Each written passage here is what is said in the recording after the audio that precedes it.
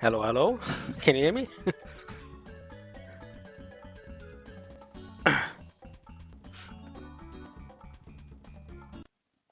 You are live. Yes. Hello, guys. How are you doing today? Hope everything's fine. Today I will be playing some Super Mario 64 for you. This game is called Super Mario and the Cursed Castles. It's a ROM hack made by Foxen from 2019. It's a full-fledged ROM hack with 121 stars, which I will all collect. And I will be talking a little bit about the stages and stuff while I will be collecting the stars. And I think, without further ado, I will just give us the countdown so we can start this run. All right, so we will be going in 5, 4, 3, 2, 1, go. It's me, Mario. Hello. Okie dokie. Alright, so this ROM hack, as I said, was made by the ROM hack creator Foxen. Difficulty-wise, this ROM hack is pretty easy, so it does not contain crazy tricks like 30 first frame wall jumps in a row and stuff like that. I mean, as in a speedrun, everything is not too easy to do if you want to go fast, of course. I will play this, try to play this mostly very safe.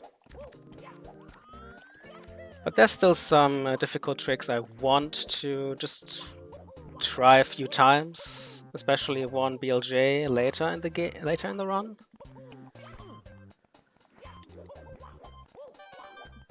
So generally speaking, this ROM hack is very beautifully made. Just because, as you can see, there are some transparent sprites here and there, which is not too easy to make in a SM64 ROM hack, like transparency and stuff like that. It's not toggled by default.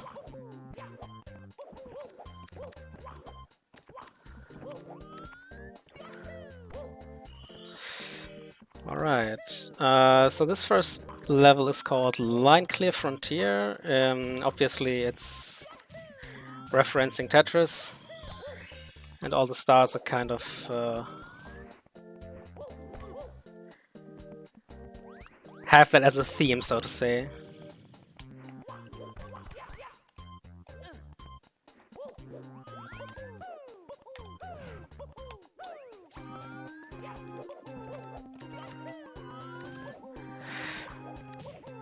So most of the levels in the first hub of the game are pretty easy, as I would say. Like, there's not really a big chance of dying or anything like that.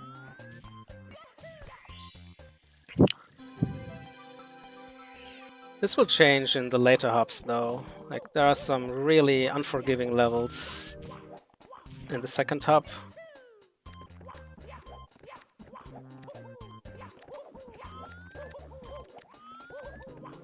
If you want to go fast. I mean, as I said, this ROM hack genre is not too hard to play. I mean, you can already see you don't have to execute really hard series of jumps like you might know from other popular SM64 ROM hacks like Star Revenge or Treasure World or something like this. These are on a hard or even Kaizo level. And this one is categorized as easy. There are not many easy SM64 ROM hacks out there that are categorized as easy and have like that many stars to collect.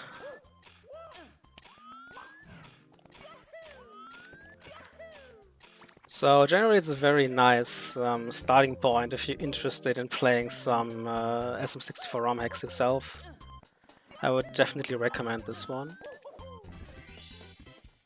If you're searching for a full game, I mean, there are tons of ROM hacks out there that only contain a few stars, like only demos, so to say.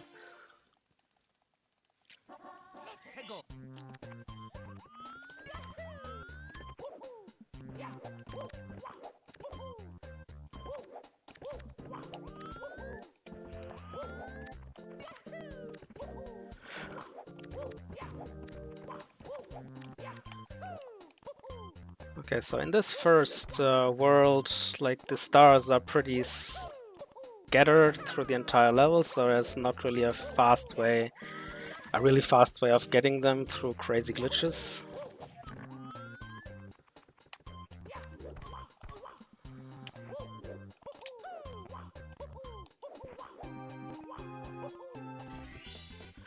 It's just mostly navigating through the level multiple times. That will also change in later levels. In one of the levels I will actually try to execute a really hard BLJ.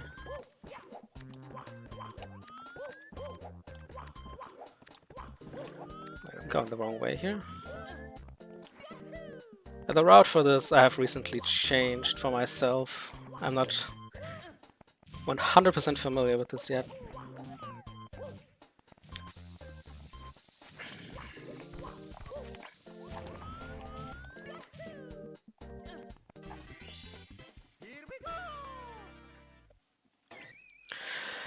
As in the vanilla game, if you know like SM64, the original one, there is always a 100 coin star, which you usually get within together with the red coin star, which I will get right now.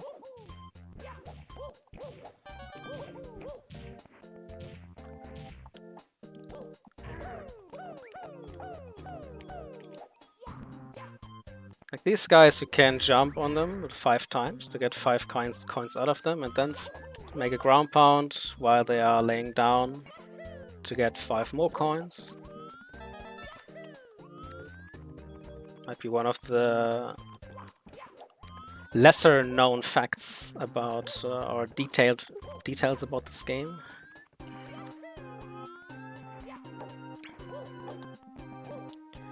It's a very nice way to just stack up on some coins.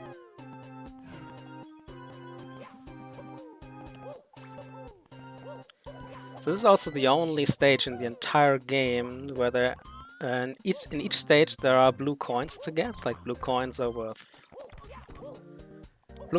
5 normal coins. And usually we just get them because it's a very nice way and fast way to stack up on some coins. But in this level, getting the blue coin switch or like activating it, is pretty slow. So we just don't want to do it. Instead, but luckily there are enough coins without the blue ones. But it really relies on getting all the possible coins out of these Thwomp guys. Or Womp guys. Not Thwomps. Thwomps are these guys right over there.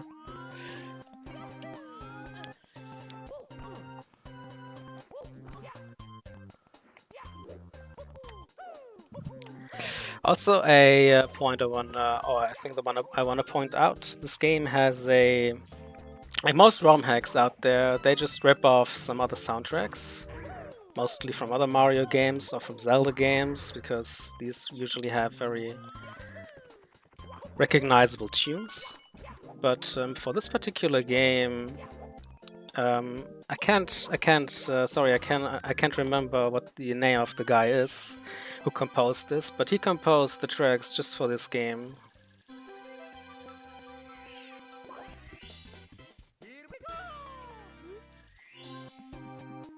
It was not the ROM hack creator itself. I think it was a friend of him.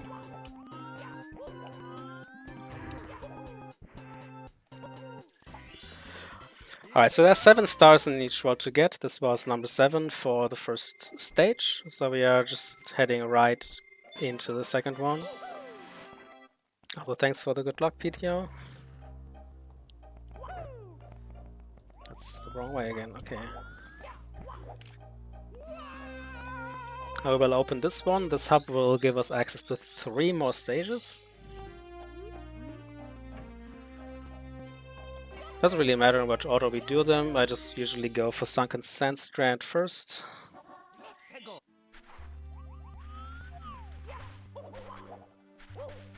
Thanks for the good luck plushie.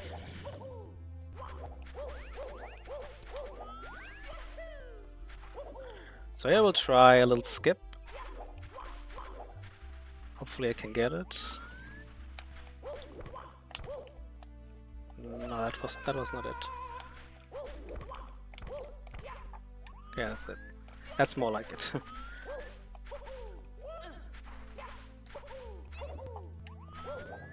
Can just skip a few platforms here by just executing some wall jumps. Wall jumps are the most broken and powerful mechanic in SM64. And it's very annoying for ROMic creators because they always have to design the stages, so you cannot just cheese every single star by just doing a bunch of wall kicks.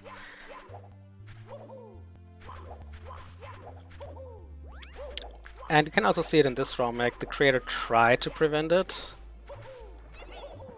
But there are also the angled wall kicks. If you do an angled wall kick in SM64, you can manipulate the angle where Mario like jumps off from. And then you can reach places you're not supposed to reach, even by the ROMic creator.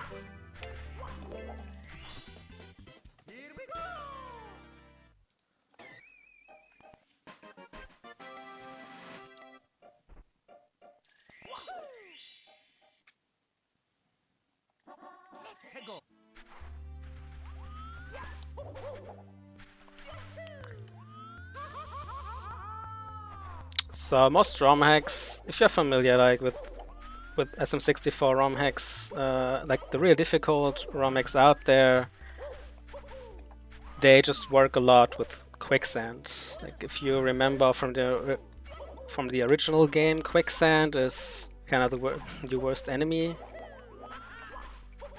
because quicksand is a ground tile that when Mario just makes slight contact with it, like if he just stands on it for 1 frame, you just instantly die. But this game, there's not that much quicksand. Luckily.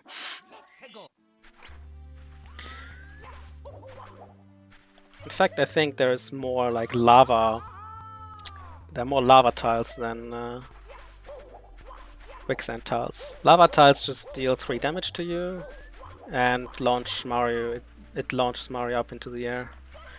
This is quicksand here though. Everything that is not these lily pads. If I don't land on the lily pads exactly here, I will instantly die, so.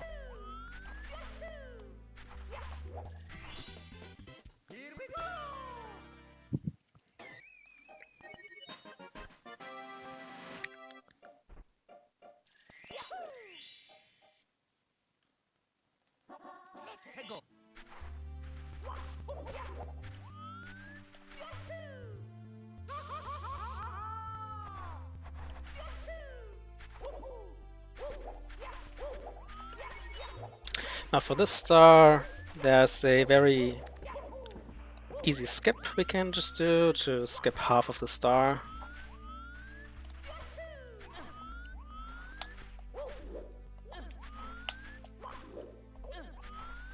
First we may have to make it up here and then execute a kind of precise triple jump on this wall. No, that was too close. Okay.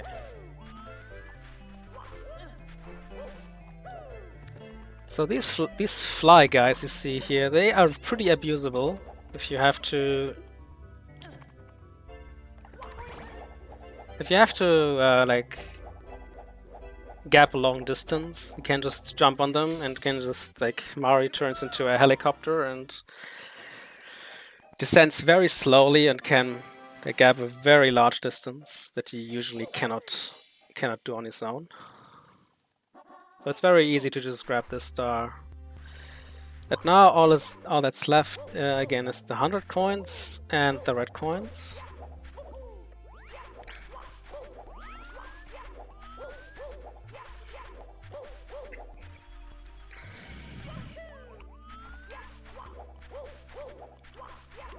The 100 coins in this stage can be a little bit annoying sometimes, because they pretty much rely on getting all the blue coins that are available, and it's not that easy to collect them all. It's very easy to miss one or even two.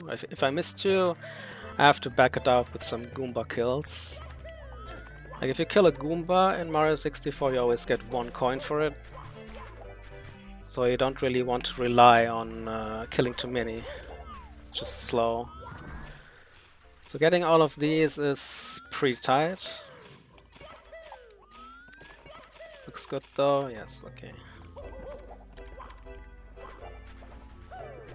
There are 8 more coins over here.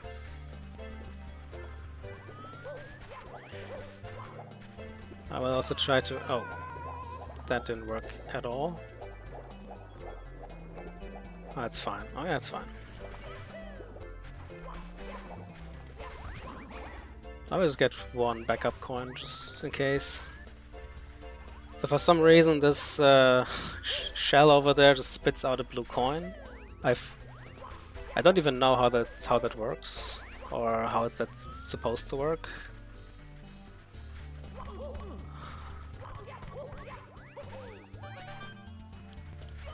Like I don't know this mechanic from the original game. And sometimes in the original game, in the Jolly Roger Bay, there are some red coins hidden inside of these clamps, but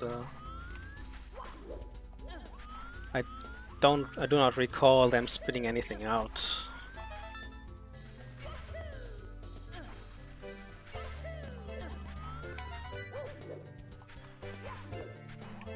So again, we will try to make this triple jump here. Hitting this coin.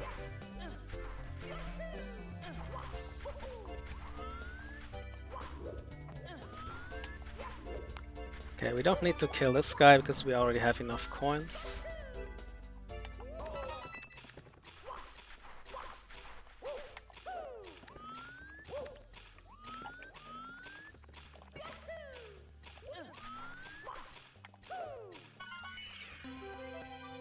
Okay, I think we're safe now. Like if you fall down here, you have to make all the way back up. And you just lose a lot of time.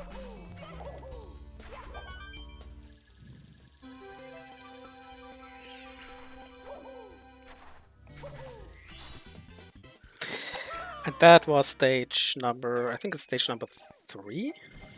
Oh no, it's course 5. My bad. I don't even know what what numbers these courses have. I just have the route in mind. So this stage is called Portobello. And the first star we are trying to get a cheese with some again with some wall kicks here.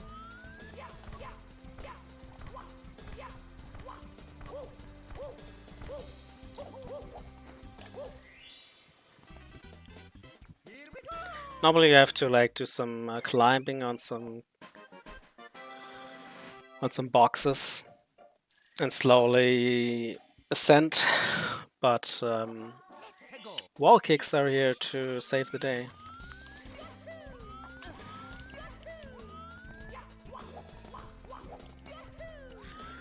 So on this star we also try to like do a little shortcut.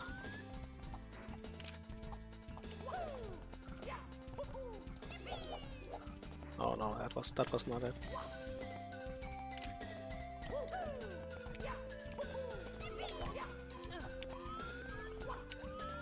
So this was one of these angled wall kicks I was talking about earlier. Like if you jump... And some jumps you can only make, or you can only properly make if you do a wall jump at a very specific angle.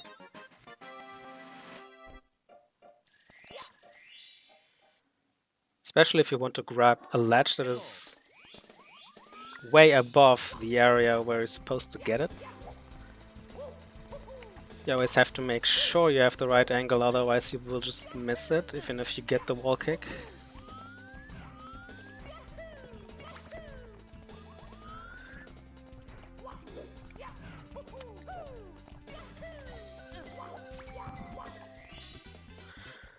So when you see me trying to ground pound under these stars, if you ground pound, Mario's hitbox gets slightly bigger, and if you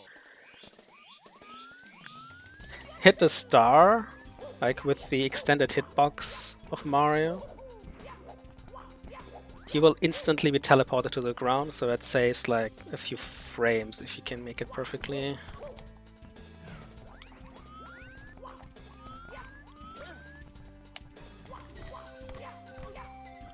And again, some wall kicks here and there to make it up here a little bit quicker.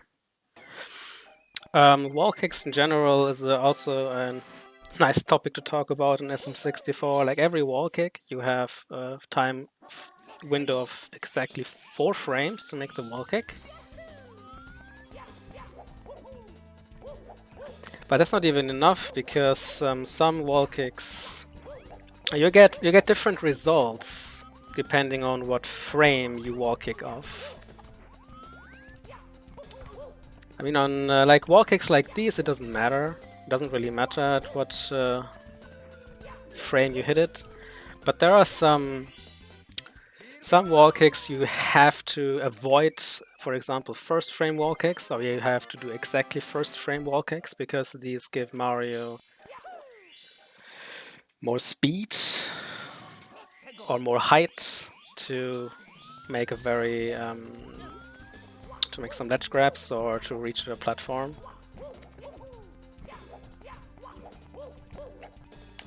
So wall jumps can get very, very difficult if that matters. I mean, for most of these, it does not matter.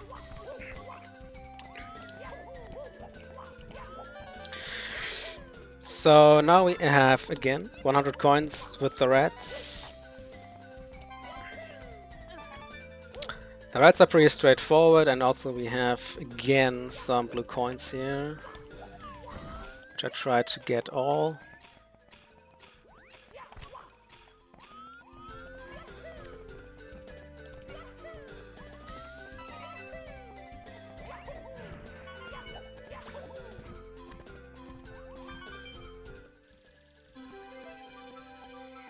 So we already got the 8 red coins, but first we have to jump to this water because there are some coins here that we want to get.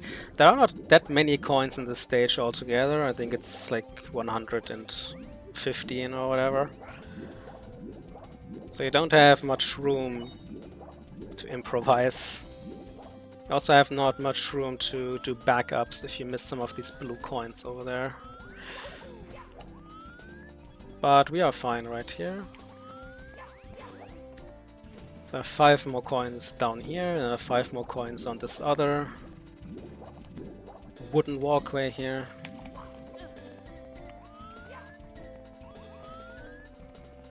Then we have this Chakya. Chakyas, if you grab them from behind and just throw them, they always give out 5 coins. These coins scatter all over the place, so if you are unlucky and they scatter all in different directions, you might lose some time collecting it.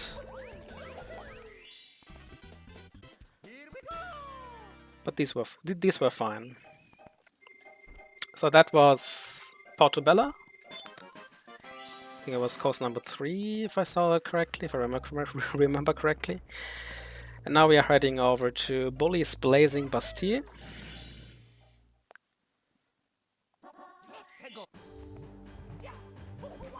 And the first star we are going to achieve is we're going to cheese again. It's something the ROM hack creator did not foresee.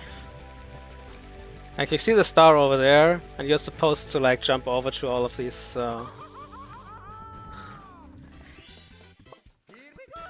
all of these platforms here, but if you just let go of the shell while you're riding it on lava, then Mario gets launched up really high into the air, and it's just enough to reach this platform. So the ROM hack designer probably wanted to make this platform a little bit higher, so we cannot do that. but I guess he kind of forgot. So this is the first stage where we are not getting the red coins together with the hundreds, because it would be just slower, because all of these red coins are scattered along these this lava here. So we can only get them using the shell. If we lose the shell at any point, we cannot get it anymore. We have to restart the stage then.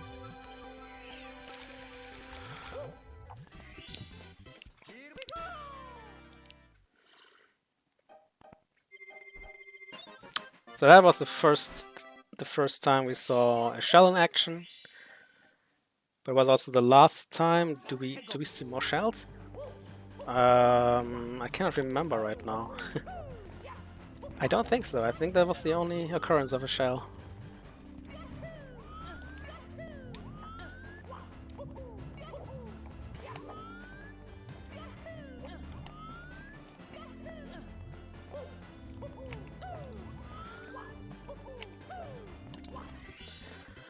So for those platforms, I used what we call double jump air kicks. Like if you double jump and you then press the punch button, like here, Mario will perform an air kick and gains just a little bit more distance.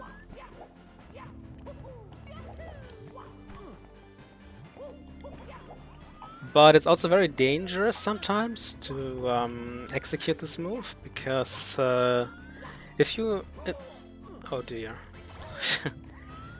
Okay, that was a very fierce fly guy there. Just completely knocked me off. Oh, it's fine. At least as long as I don't fall into the lava, which will instantly kill me because I cannot make my way back out of there.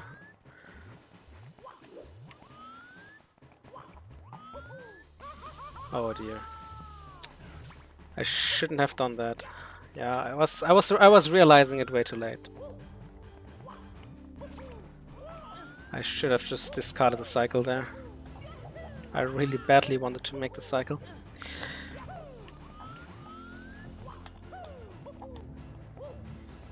So if you have too much velocity when you try to air kick, instead Mario will perform a dive forward. And if you just want to gain some more distance and maintain your height, that's the exact opposite of what you want. Like this dive can be your worst enemy if you try to go fast in SM64.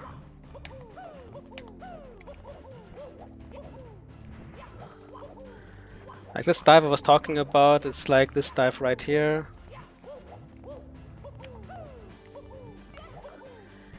It's pretty much the fastest way to traverse, like to move in this game.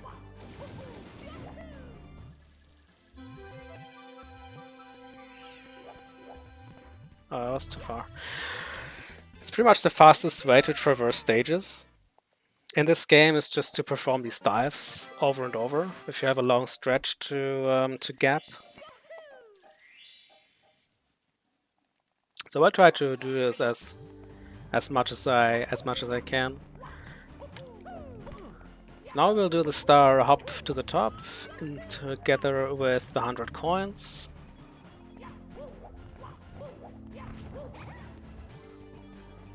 So there are a lot of coin rings here that all contain exactly 8 coins. We'll just collect them all. It's just the fastest way to gather all these hundreds.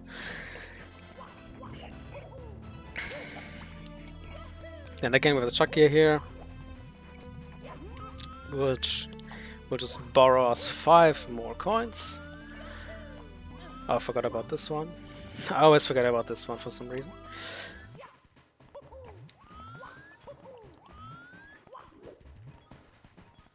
Let's collect these, and then we can just skip a line of coins right ahead. Let me just grab this chuck here.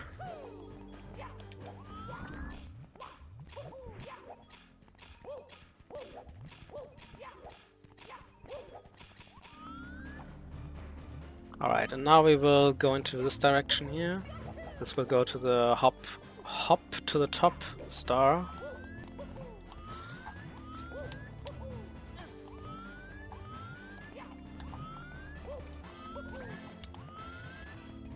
Okay, this fly guy just killed himself, which is good because he can also knock us off pretty bad. And these two bullies here can be a bit of a pain.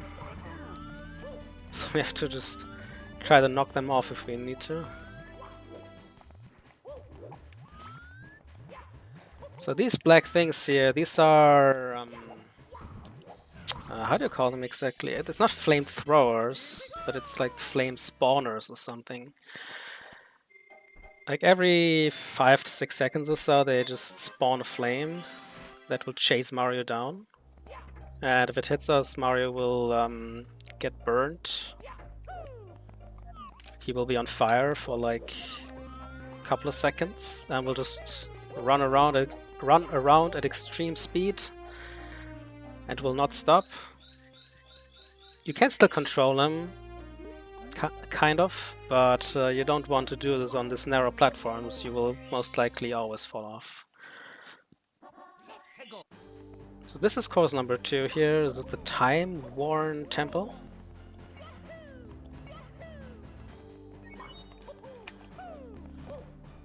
So you just saw me doing an air kick there again, just to gain a little bit more height, and now I will... So this was what we call a triple jump, wall kick, backwards ledge grab. That is when you try to abuse the wall kick mechanic.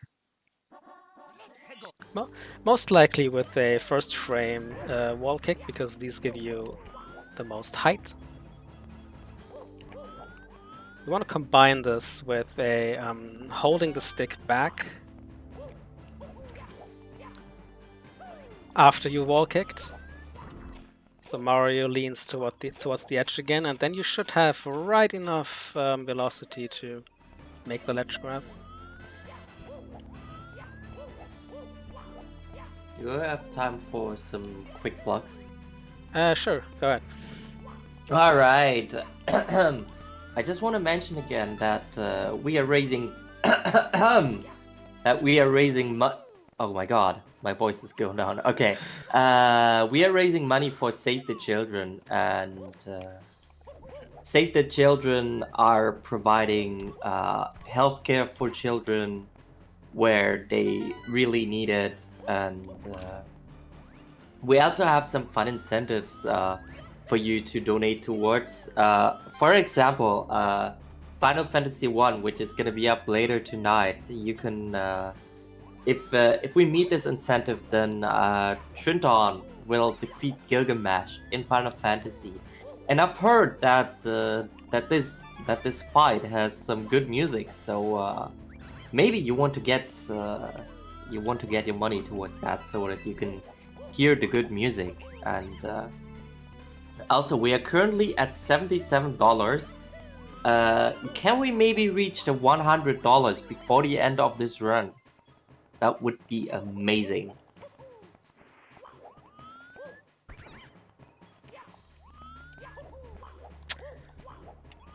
You will have some time for that, yes. This run will go on for a little bit longer here. I estimated it at like 2:45, I think. Of course, I will try to make it through quicker.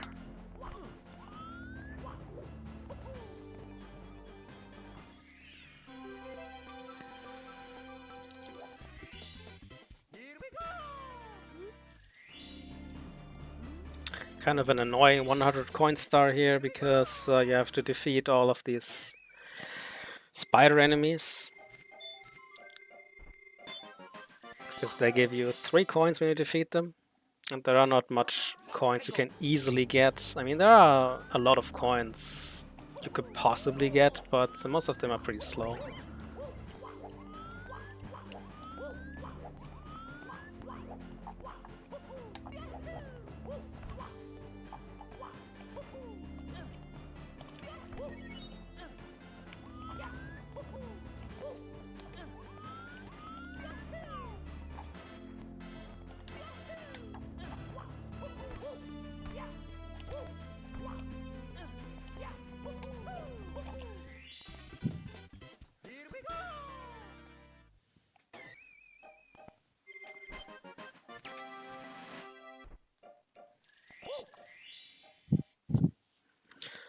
Now we try to get the most annoying star in this level, which is the broken bridge.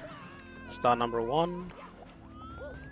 It's a little bit annoying because it contains a wall kick section.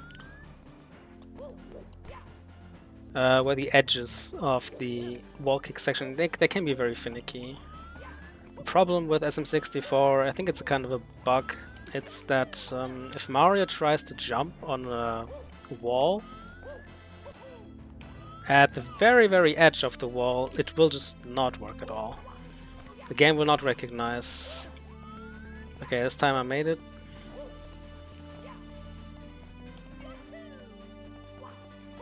I think it's some kind of glitchy missing wall collision or something like that. Mario will not hit the wall either. Will just not recognize the wall at all.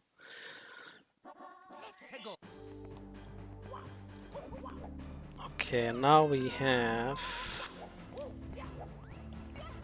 the swamp and the top of the temple, yes. So this purple stuff here again is quicksand, so if I fall into there I just die.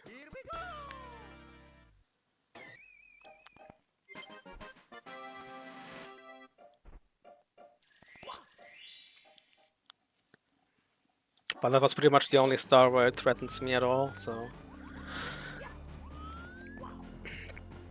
not too concerned.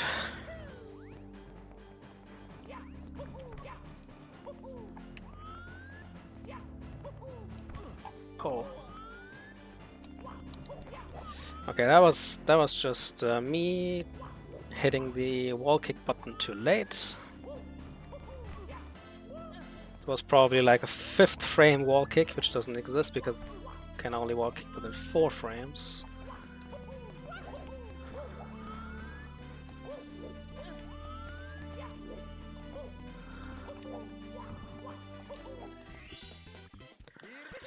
And that was stage number 2, course 2. And now we are heading, I didn't even go over this, but we will not fight Bowser in this ROM hack. I also didn't go over the lore of this game. I mean, there really isn't much of a lore anyways, but the story is that these 3 castles have been cursed by a resurrection of the Big Boo, that we also know from the Boo mention in the vanilla SM64. And we are trying to release the curse from the castles.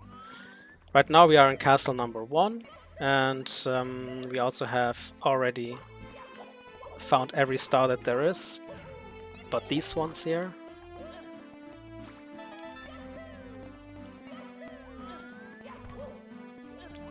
Instead of Bowser fights, we'll fight incarnations of the Big Boo here.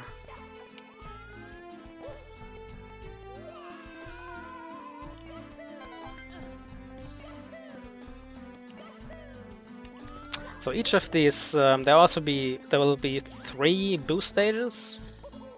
This is the first one, and each Boo stage will have a red coin star, like in the vanilla one as well. The Bowser stages also had a red coin star each. 8 red coins to collect here, and this is the Big Boo. You just have to hit him once like that, and then he will move to a different place. And after we hit him 3 times total, he will be defeated.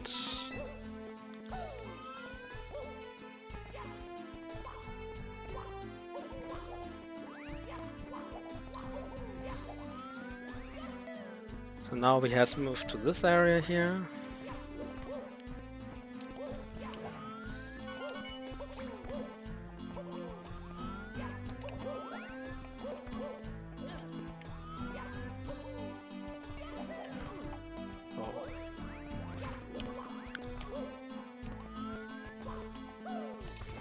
Whoa, okay.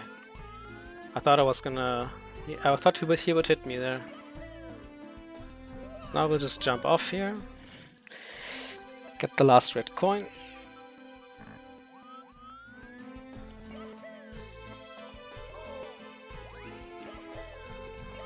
Try to not get grabbed by the Czechia and just grab the star. And move to this area. We collected the red coins here first. Because the star, or rather the key, it will always drop at the exact point where you defeat the last, or where you hit the boo for the third time. And the star spawns in the middle of the stage, so this is just part of the routing. So even though this is a key, it will be displayed as a star and it will also be counted as a star. So, and here I will just save and quit on purpose. Because now we have completed the first of the 3 cursed castles here. And we'll just head to the second one, and it's just faster to start from up there than to just run through the first castle all over again. So now stages will pick up a little bit in difficulty and in complexity, and this one is already a little bit finicky for me. The Cursebound Chasm. Because it has some cheese, like this pillar here is, we can abuse this to get 2 stars.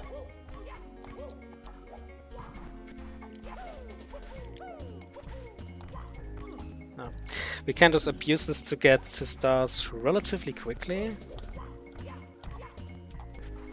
If I can make it, of course. Okay. I should say at this point that normally, of course, you would probably play this with an N64 controller. Because the advantage of an N64 controller is that it has these little indents that help you get certain angles work when you do these wall kicks. Like, do you want to not change Mario's angle here at all? But I am not using this, I'm using a PS3 controller, and PS3 controllers don't have these indents, so... Oh god, I don't make it. Okay. I think I jumped a little bit early there. Okay, then we will get another star first. And try this again when we enter this level.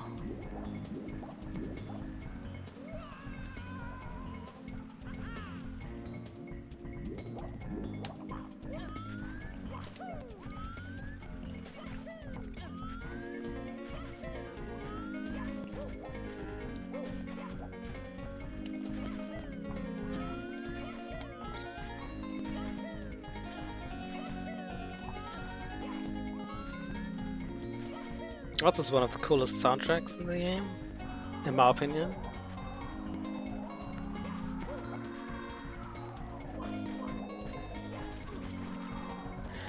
So this boss also looks very familiar, like the skins have been changed.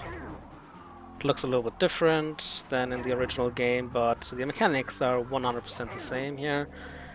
The fight is a little bit harder because there is this wind going on.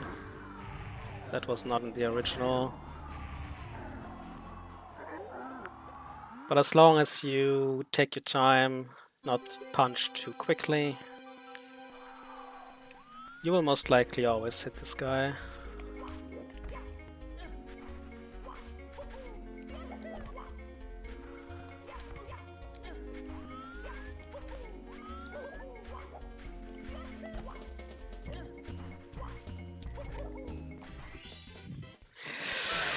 Alright, let's try this weird pillar again. we have to make it up there twice. So hopefully this will not take forever.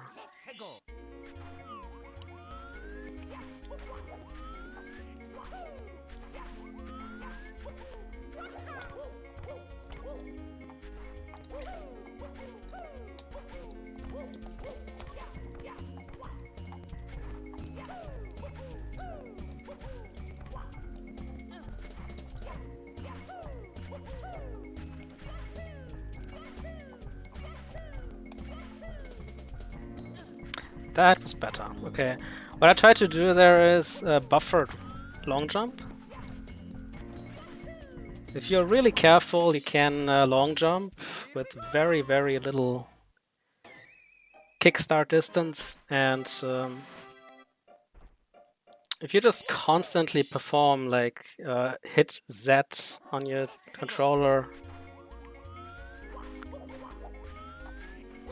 while you when you land, then Mario will just continuously put out these long jumps, even if he does not have any momentum anymore.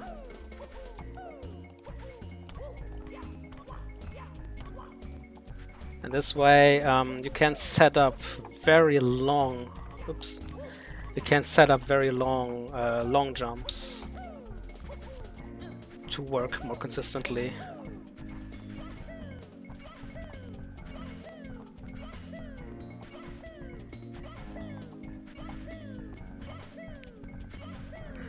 Okay, I can't quite hit it right now. No. Okay. Okay, what will I do now? I will just collect the hundreds then.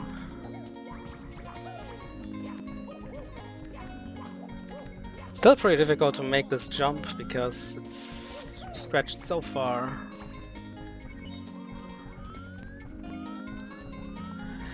What am I doing right here? I'm doing this.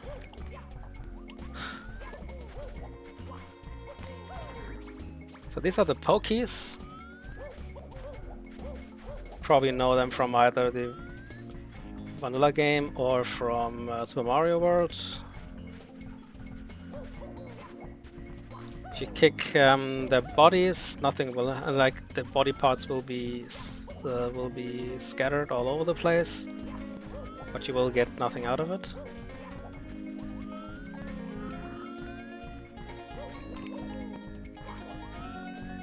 But if you kick the head, the entire Poké will die and leave behind a blue coin.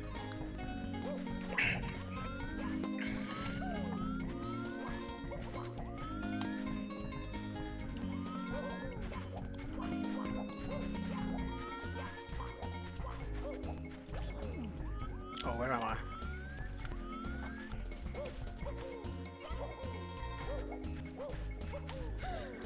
So, a big plus is that the camera has been changed in this game slightly, so it won't stop at boundaries anymore. Like if you know the original game, the camera could be very finicky there, because it would just stop and not follow Mario anymore any further if it collides with some scenery objects.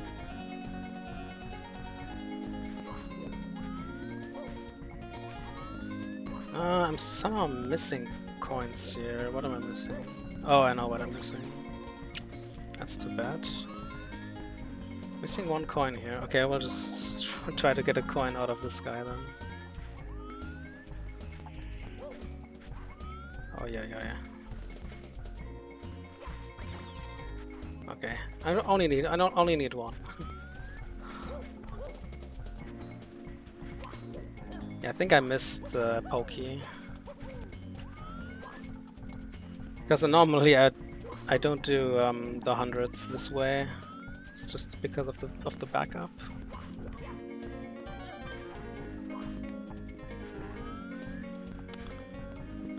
Oh dear.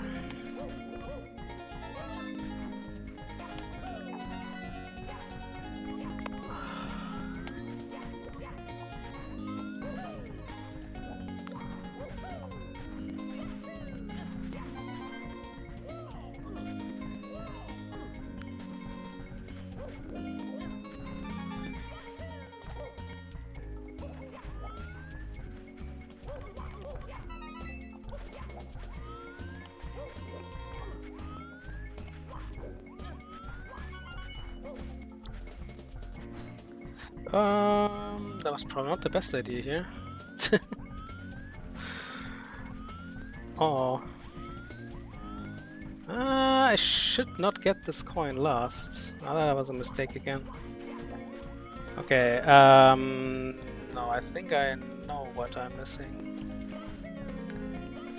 If I get this coin last, the 100 coins there will probably be unreachable.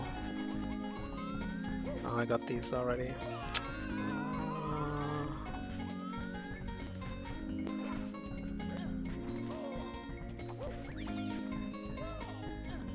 No, these fell down. Yeah, I have no choice now. I have to climb this again. Yeah, that was a mistake. Usually I have to spare coins. But because I executed this as part of a backup, I didn't have these backup coins.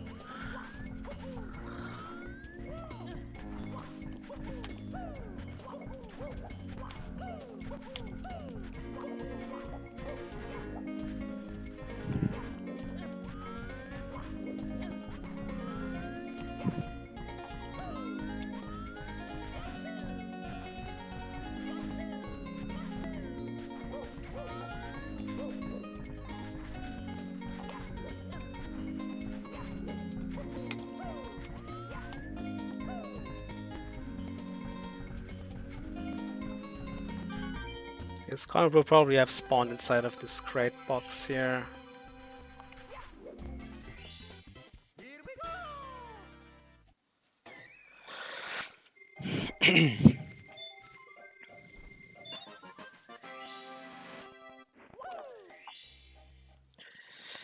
Alright, let's try it again.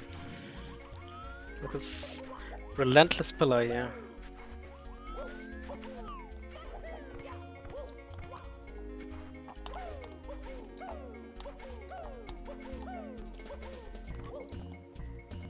No.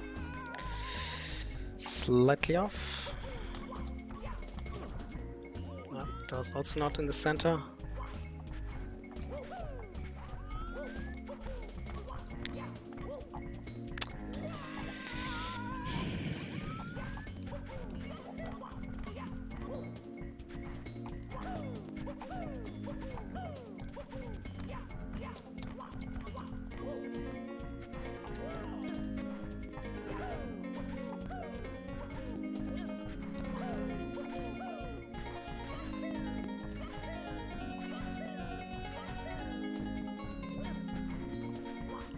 Okay, that was better.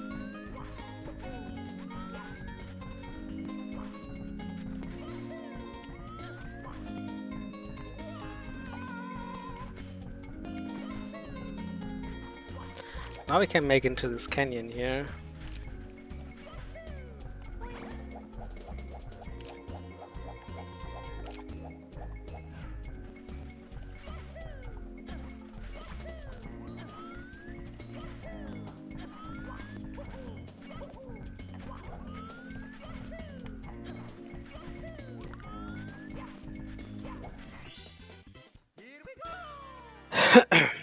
Yo, UP87.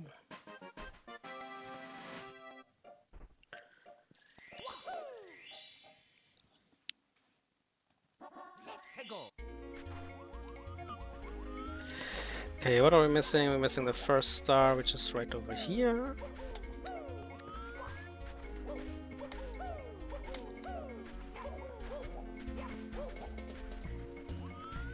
Now we have to make it up here.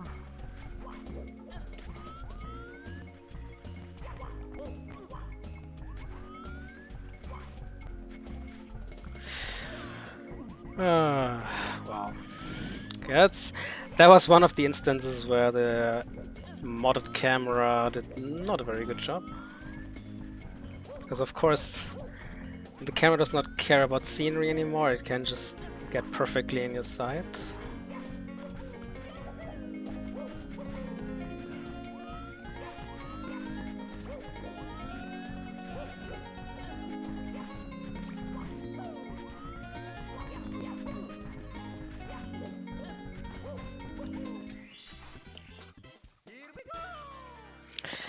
So the last star in the stage, I just recently updated my strat for. It has become very finicky and very precise. but hopefully I can show it off here.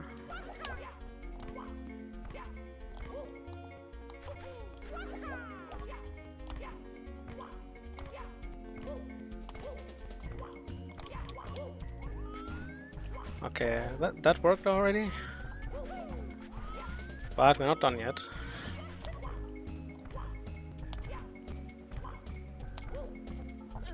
Alright. Yeah, that one went way smoother than the other stars, at least.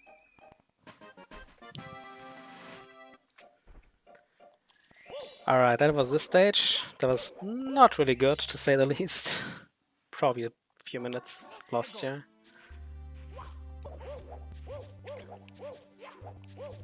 So this is the Permafrost Palace.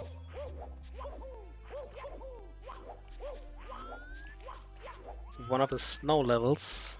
Pretty much the only snow level.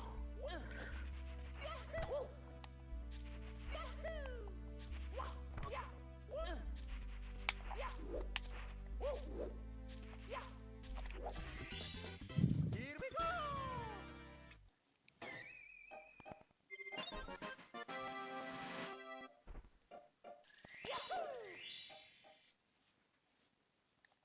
Let's go! So for this star I will try to execute a very specific strat here. If I'm just 1 pixel off or 1 pixel too early, I just die. Okay, I made it. That is very, very, very finicky here. I mean, normally this is not too bad, because I jump on another pillar, but then I have to make 2 more jumps to make it to the pillar with the shell. Oh, I just lied to you, I realized. When I said this was the only shell occurrence, this is the second one. Completely forgot about the star. Here we go!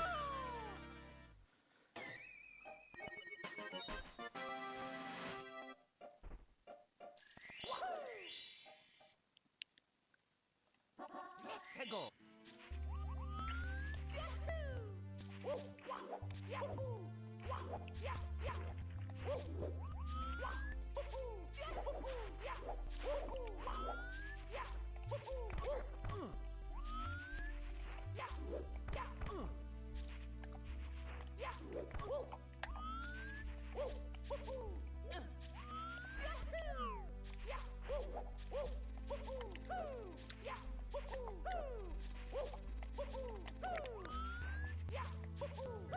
So the Arctic Ascent is basically just a climb up these cracks here.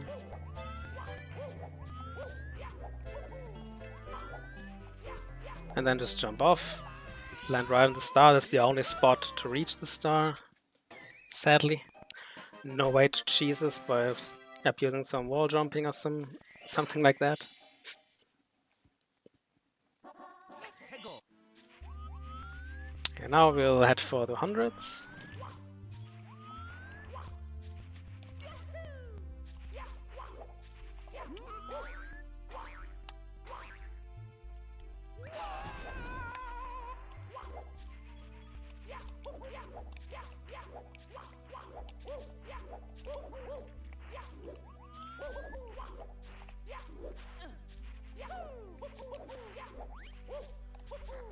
So for the hundreds we have to climb this again, unfortunately.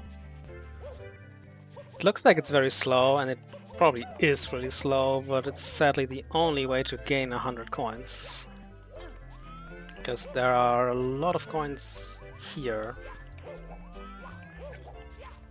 So these snowmans here, these are actually not really snowmans, they're just chakyas and with a different skin. So you can just grab them from behind like chakyas and just throw them.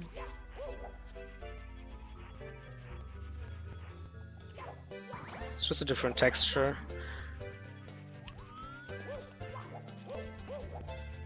And another one of those. They even make the same sound as chakyas when they die.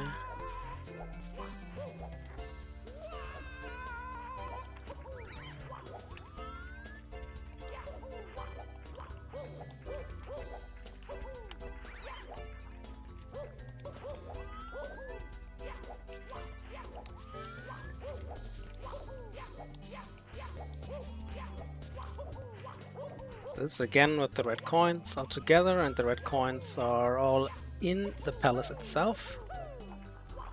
First one is right on this throne.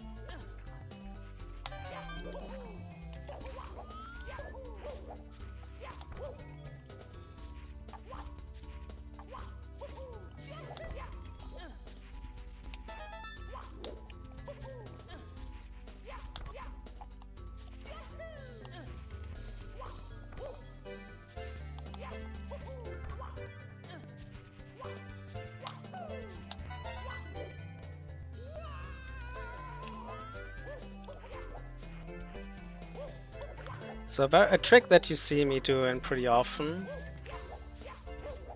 very simple trick actually, if you fall down from a very great height, like maybe the game, I think the vanilla game already tells you can reduce the damage by doing a ground pound right before you land on the ground. That is true, but you can also reduce the fall damage to 0 if you perform a dive right before you land. Mario will just take no damage whatsoever.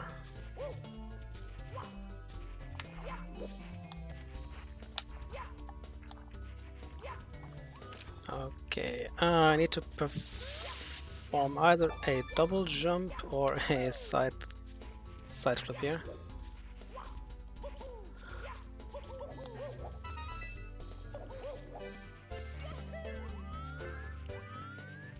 So there are a couple of more coins outside here.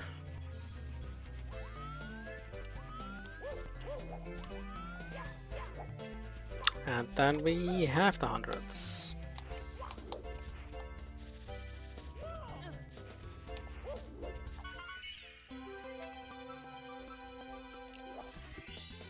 Here we go!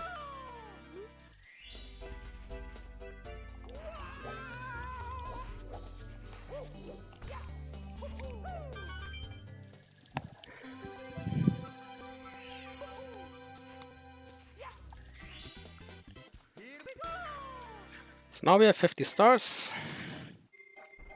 We'll get another text message here. We have to just basically tells us we just have 50 stars now and gives us some clues for some level. I can't even remember what it says. It's really not that important. Okay, this star can be a little bit annoying as well.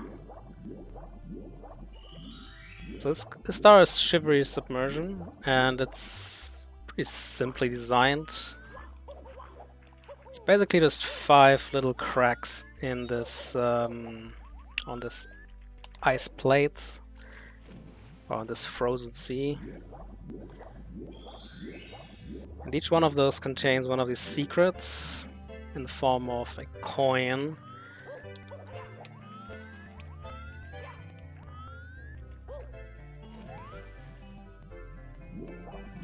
But this water is frozen. And so with frozen water, as you can see, Mario's health is draining pretty fast while he's swimming in it. Okay, with this health I will actually go heal.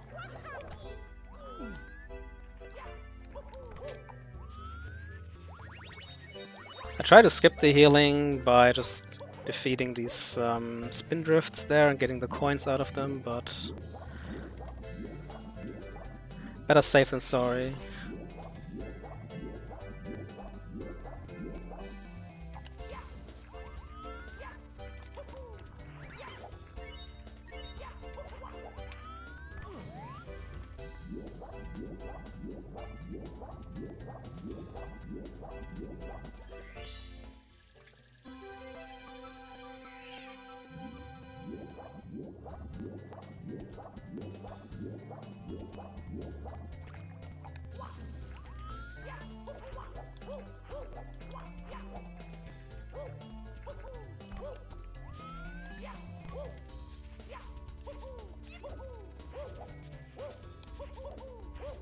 So if these snowmen grab you, it looks very weird because it's the same animation as if a Chuckya would grab you, but because the texture is completely different, it just looks a little bit glitchy.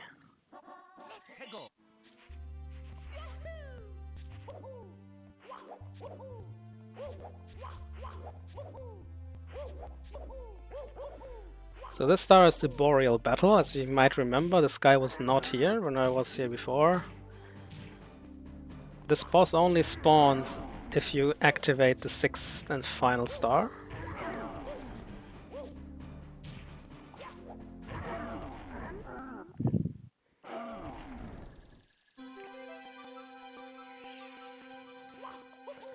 But other than that, it's the exact same Womps King fight as in the vanilla game.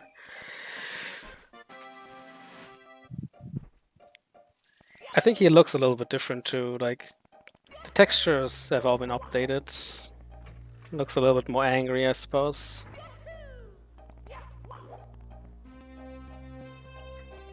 So now comes a really cool stage, the Burrow.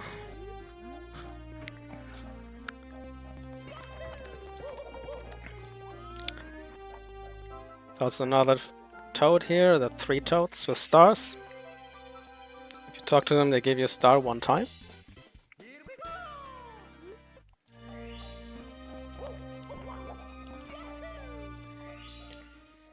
There's actually an urban level.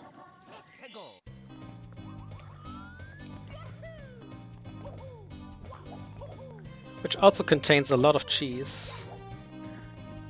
And we will try to get it right here. I'm performing a quite long series of wall jumps on these.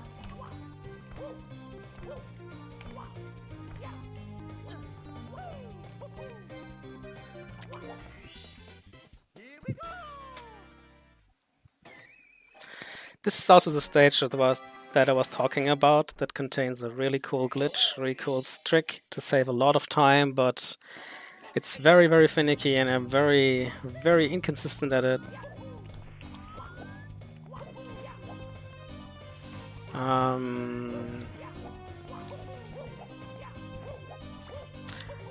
I will still try it, I think 1 time to get it to work.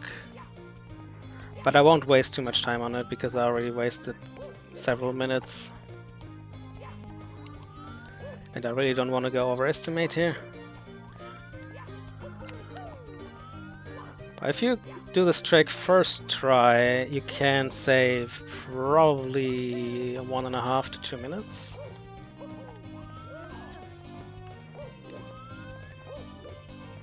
Approximately that.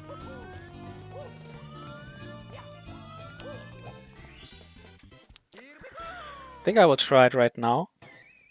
Okay. It is done with a technique called BLJ, which stands for backwards long jump. There's a glitch in this game where if Mario performs a long jump backwards, he has no speed cap. And if you... like this bridge here...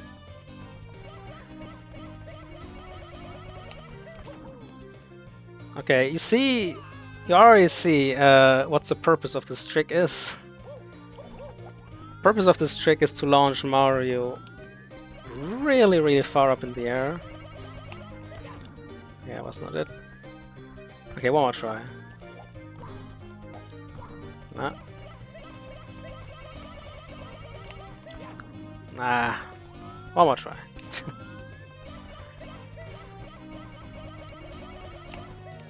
Oh. No. Okay, it didn't work. As expected.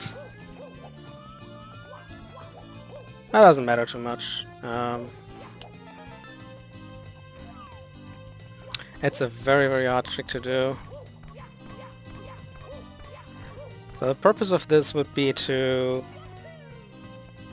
gain so much speed and then perform a dive that will launch Mario so high up in the air you can actually reach a very high up star that you will otherwise need very long time to get it for. Like, I will get it right now, I believe. Or will I? Yeah, it's right over here. This is how you're supposed to get the star.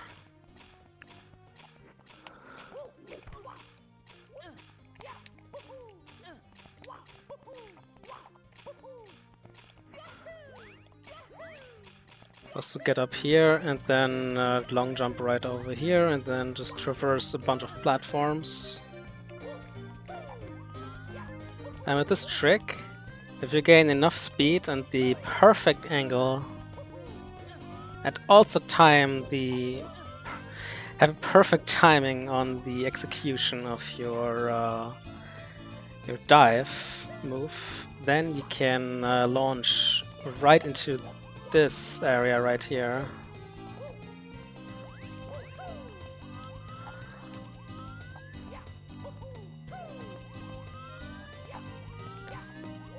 Unfortunately, it didn't work for me today, but I expected that. Like in practice, I get this.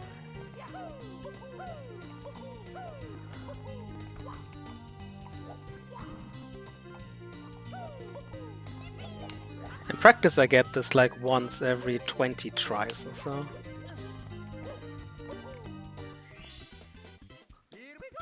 It's really not that consistent for me yet.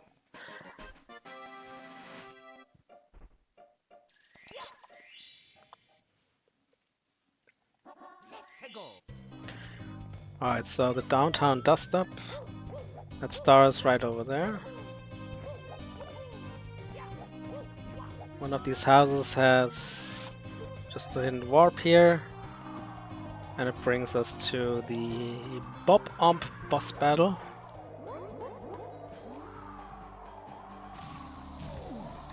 Oh dear. Okay, that was a camera glitch right there. I have not seen this yet on this specific star. But I know it exists. That has something to do with if you collide with one of these bombs that are chasing you.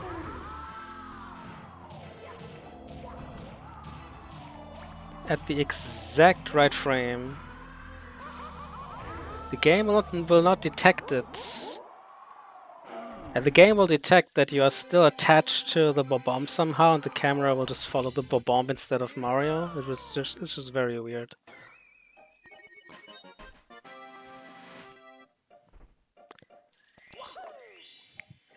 So now we have the hundreds and the reds, which are also, of course, take some time here in this level. It's pretty big.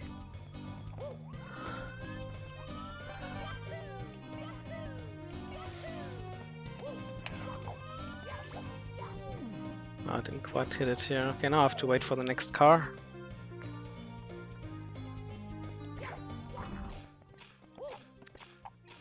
It's the only way to get all of these, to use this car here.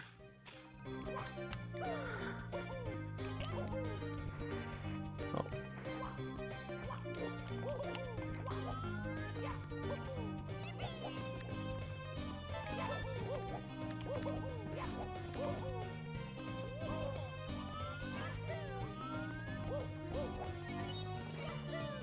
So now we will do this again to get up this.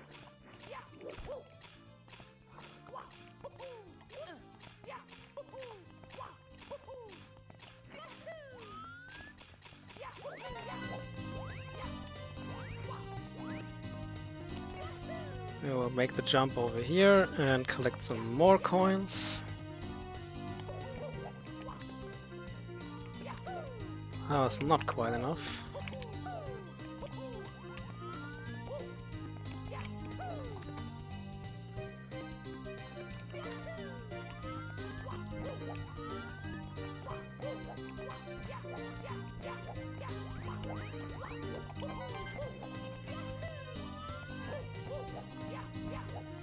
And this level, the red coins are scattered all over the place.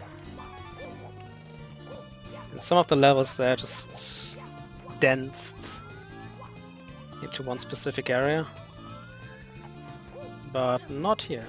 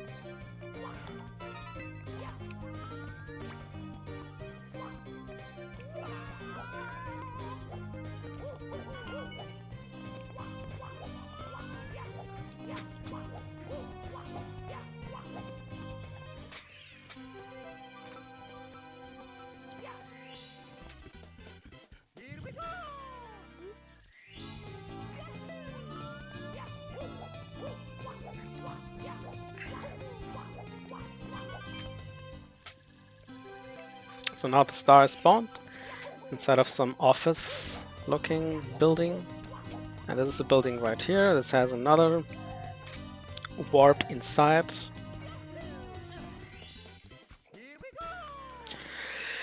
And that was the stage.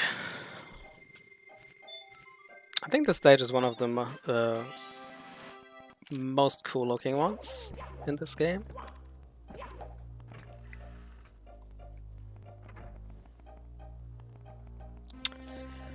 And now it's time to face the Big Boo the second time.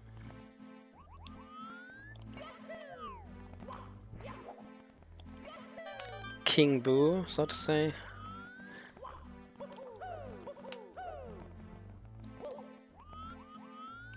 Wait a second, that's not what I wanted. I wanted to get this first. Now I can just long jump over here. Again, we have to visit one of these areas twice, because the star will also spawn in the middle of the stage.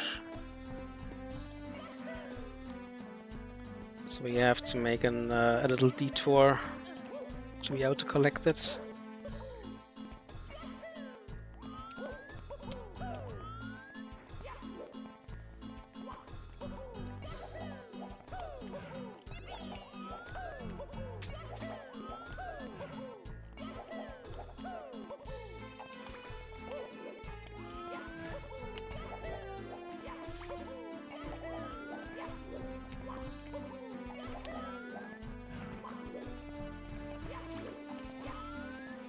That's the Boo again.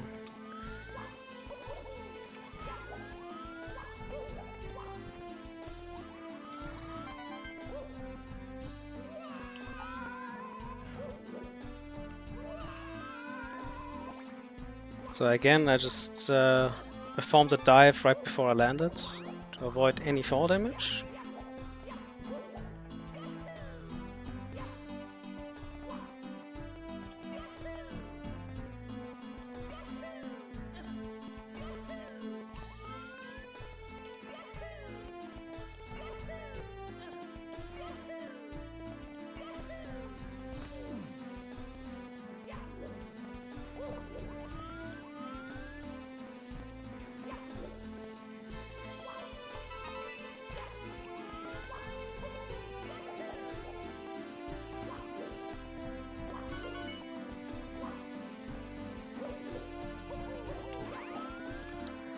So now the star is spawned.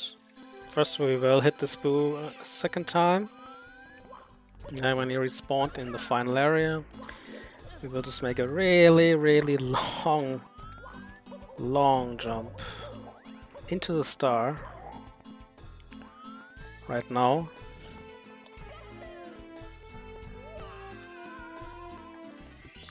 Which will also avoid any fall damage. Normally you cannot prevent fall damage when you long jump. But if you grab a star, you just get descended to the earth and nothing happens.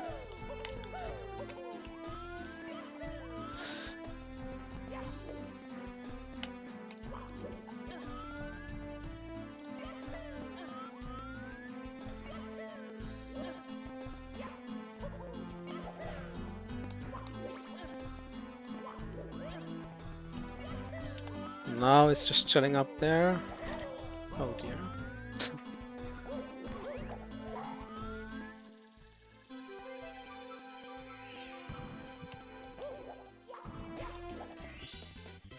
Again, this is not only a key, but also will be counted as a star.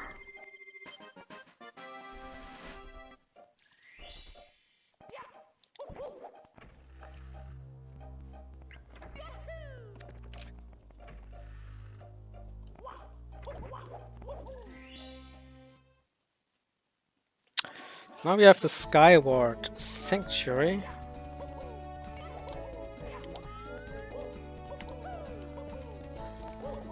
It looks like a very nice place, but it's also very fierce because it just has these bottomless pits here, which obviously instant kills you if you just fall down. So it's always scary to make these jumps.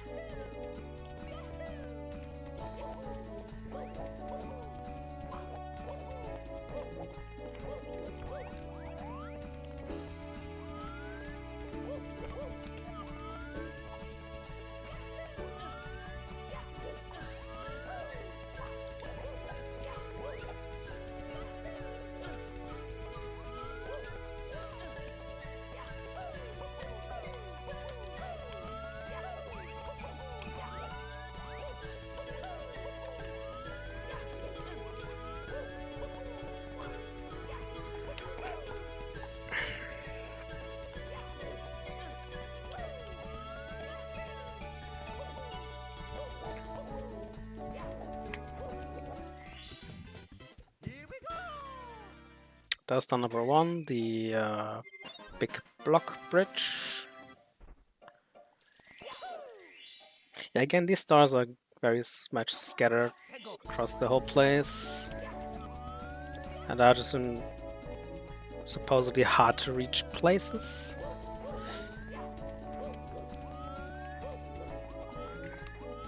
And for most of them, you really just have to execute a bunch of long jumps, bunch of side flips. Like for this one, you just have to descend from a higher place.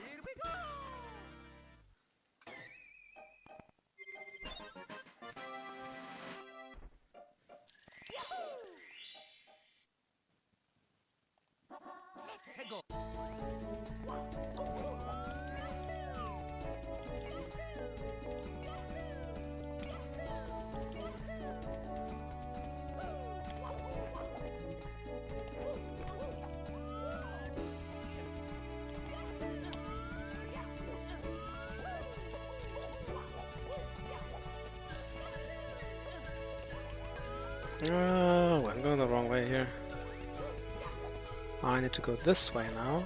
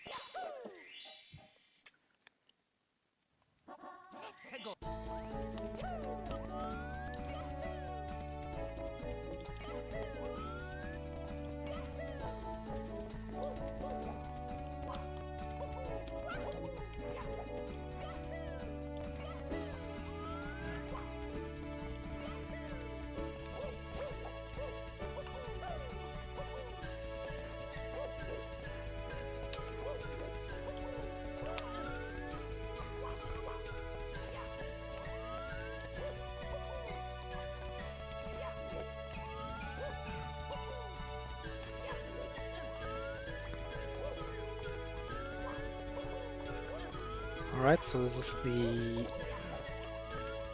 yeah, this is the last star before the hundreds.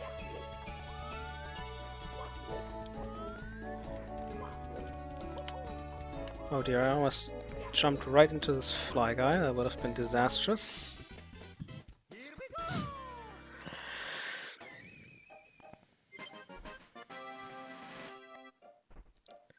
Alright, now I have to just focus a little bit here because I tend to just forget some coins sometimes. Usually I forget these ones right here. I don't know why.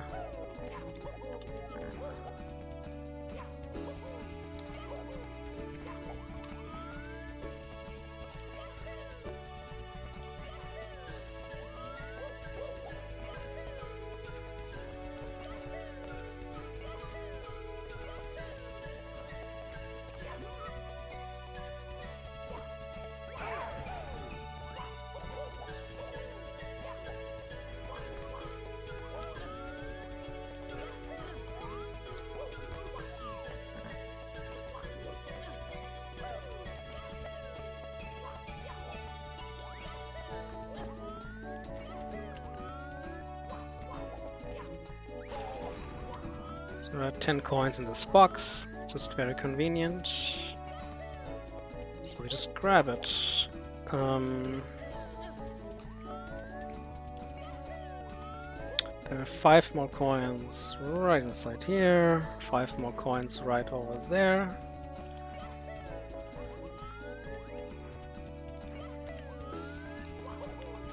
And now if I remember correctly, there are 5 more coins down here.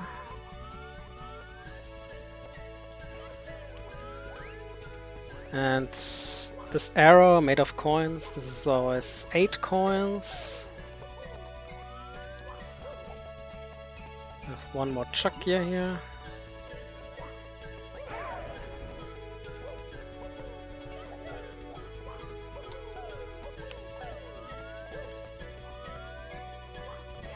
So before we go up there, we have 10 more coins to collect here.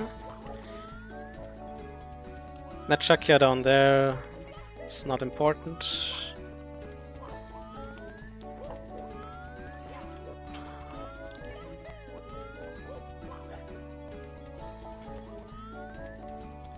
Eight more around this tree, 8 more around this tree, and then we should be good to go.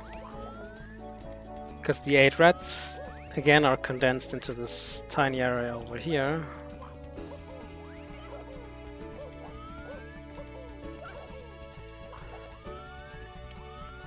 On these floating platforms.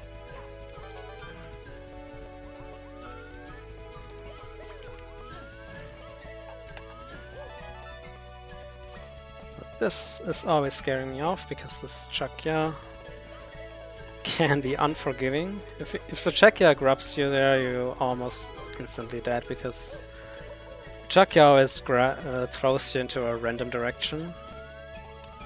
If you can mash left, right, and jump really fast, sometimes you can make it out of his hands again, but this is not consistent whatsoever. You just never want to get grabbed by these Chuckias.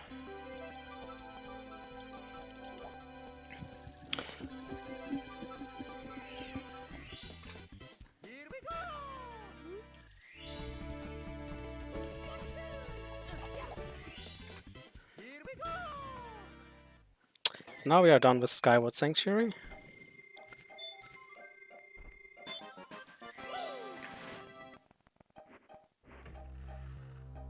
And we're heading into the last level for this castle.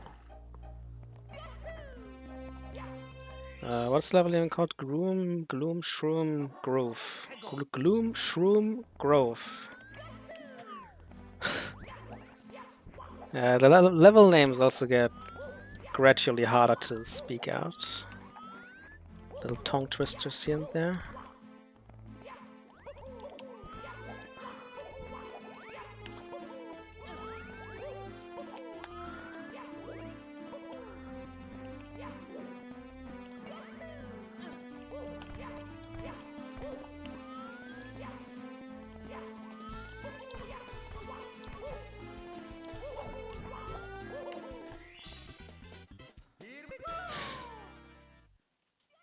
Yo, Riku.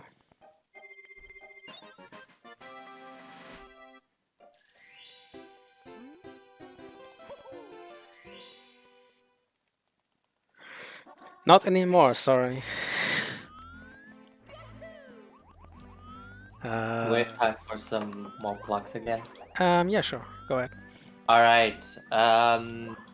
As you can see, we are raising money. We are currently at $77, and I would really like to see us reach that $100 milestone by the end of this run. And with $100, Save the Children can supply the shelter and essential supplies that a family needs in a crisis to survive. So with 100, if we reach $100, then we can save one family. And yeah, it's if you have some money left over, even if it is only $1, you see, if everybody would just donate $1 right now, who's watching, then we would reach the $100 milestone within a few seconds. Of course, I get that not everybody can donate in these times. You know, it's not easy. But if you have some money left over, please consider donating. It really would help out much. So, thank you.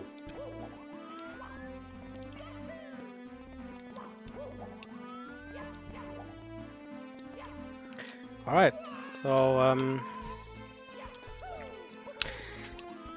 this level is I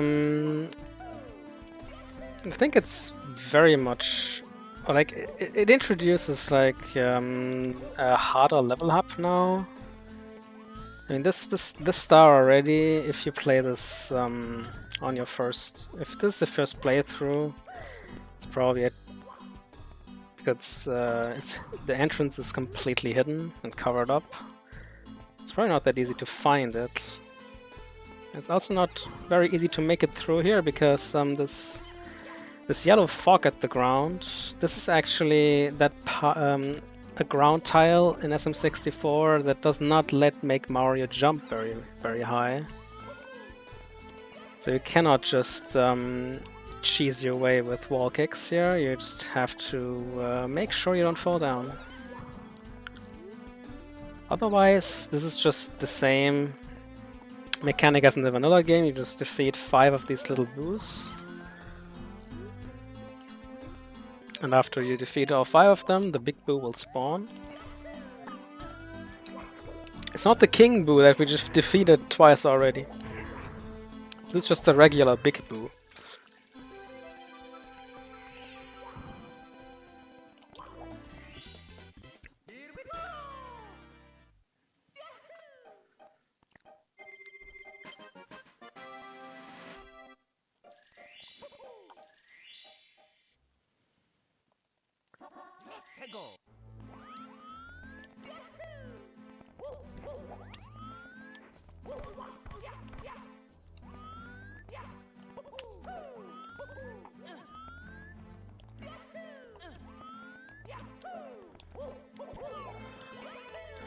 This is also a star that you can cheese pretty significantly, but unfortunately I am not consistent enough for this, because it's a pretty hard trick actually.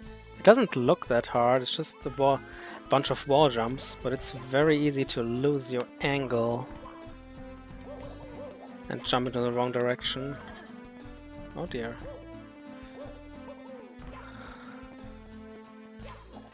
So I'm just doing it the regular way.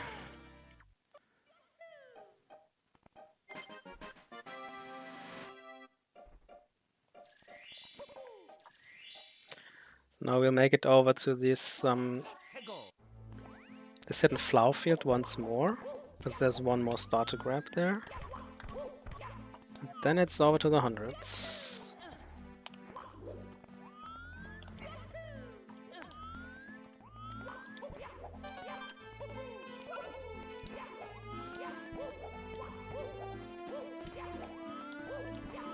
So for this star you have to navigate a bunch of walls again.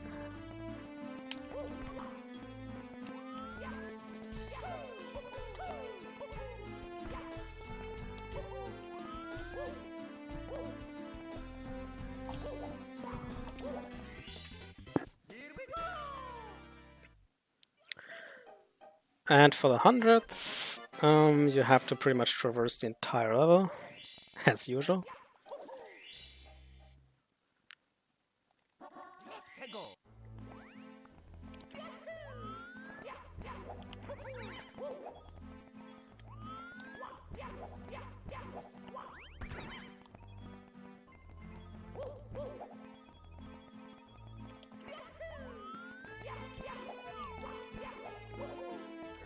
So we will need one of these guys.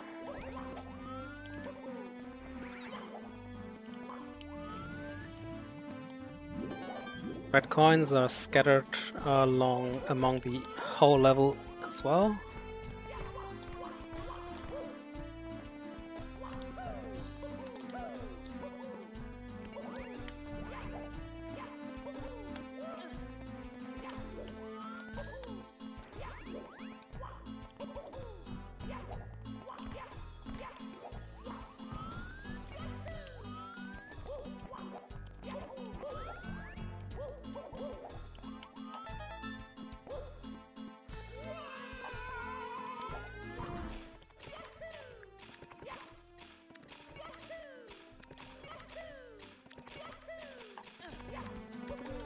again a blue coin section here, which is pretty significant that they get them all, but if you are a little careful here and there, it's not too hard.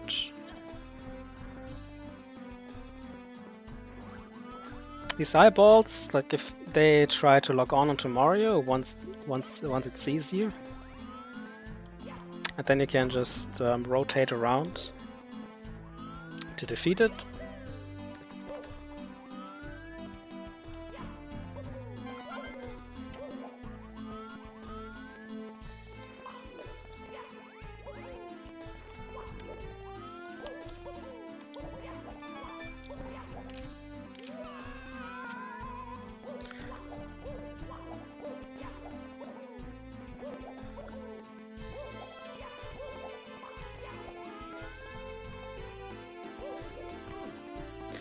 Now we have to make it over here with a wall kick. Just adjusting the camera helps. Need to collect this one and then just make a triple jump dive over here.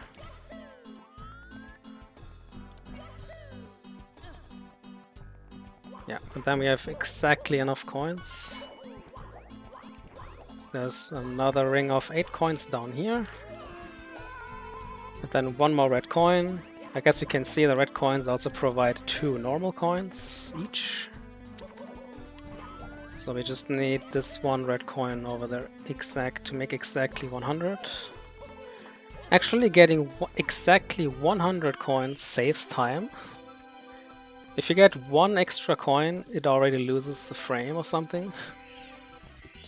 Because when you exit a stage, the game always counts up all the coins you got, and everything above 100 will take extra time. It's really not that significant, but so normally you just save and exit this as well. I just play it a little bit safer because I want to keep my extra lives. If you save and exit and start the game over, even if you load a save file, the save file does not remember the amount of lives. So you will always start with 4, or with the default amount. In a ROM hack you can of course also just change the amount of lives you start with.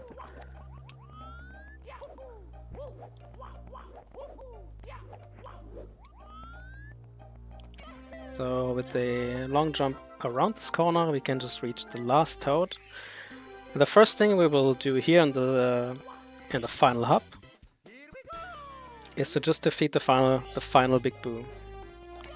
The final King Boo, sorry. Because that will change the world and unlock a secret stage that I really want to get out of the way first. Because that is by far the most dangerous and difficult stage in the whole game.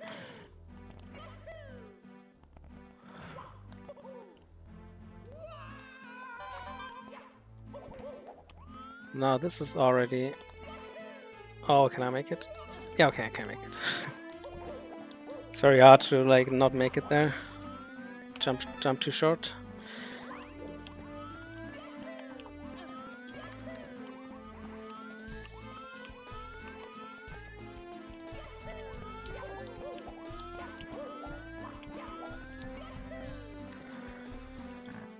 Yes, after you defeat this guy for the 3rd time, the curse of the castles, like the cursed castles, will be uncursed again. The music will, the overworld music will change.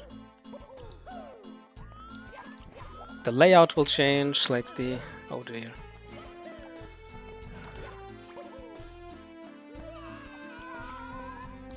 The colors will change, like you will notice it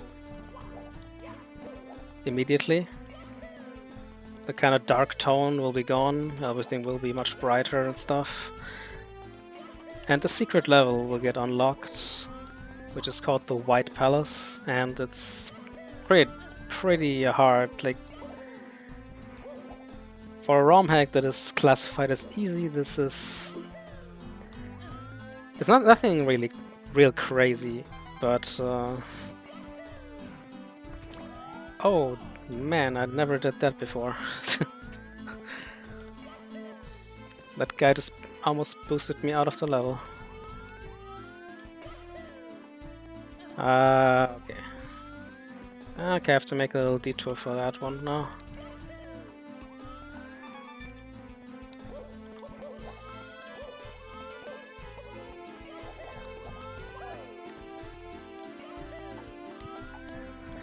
Well, that's no problem, just try it again.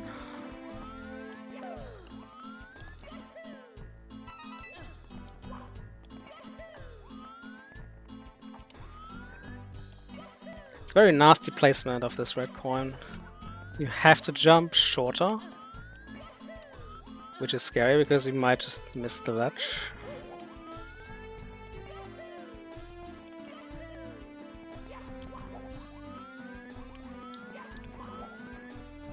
Okay, now there's one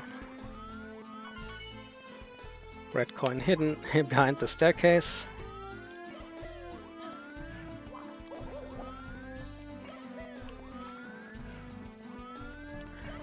And the last red coin is on one of those pillars here. Like, two of these pillars are perfect, so you can just do some wall jumps in between them. The other ones are slanted at a 45-degree angle. So, and that is that was the very anticlimactic defeat of the final boss in this game. And the boss fight is probably a little bit lacking in action, but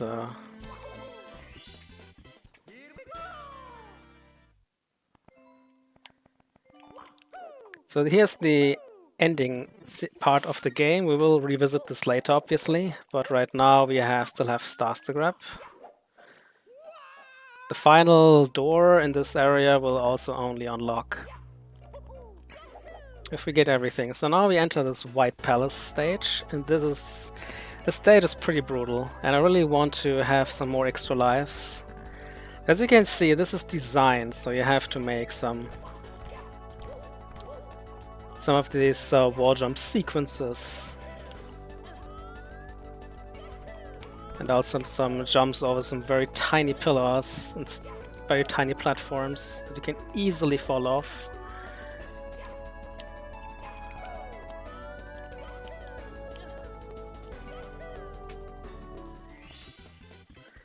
So this area contains 6 stars. Each of those has a little slightly different theme to it. Like, for some you have to master the wall jumps, for others you have to master the timing. Like for this one is like covered up in some fog and some mist.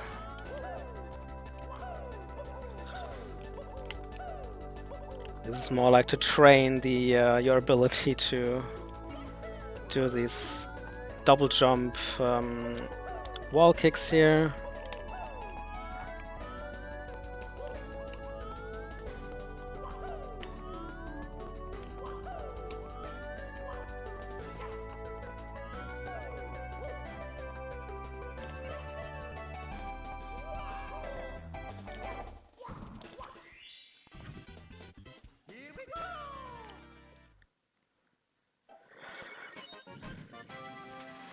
Yeah, and usually I die a lot in those, so I want to get them out of the way as fast as possible.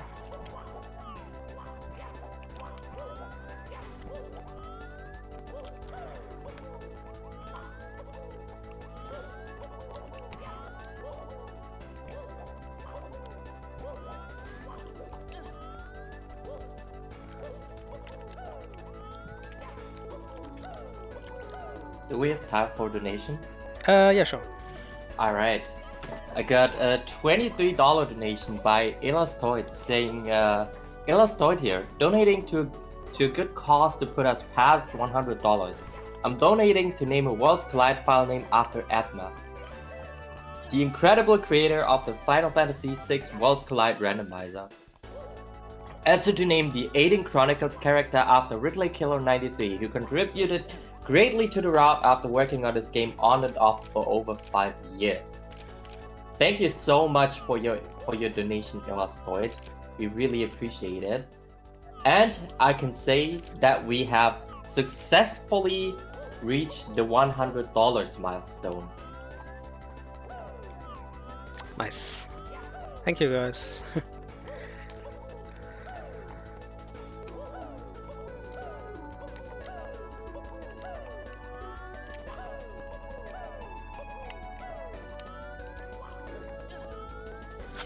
Okay, so this one is also pretty finicky.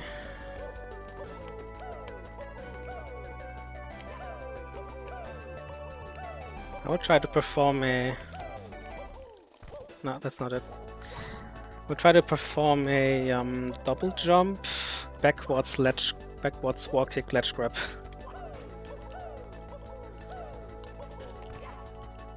I like this, okay. It's very precise to make that, but it's definitely better than doing the triple jump thing, because hitting this little tiny platform with a triple jump is even harder.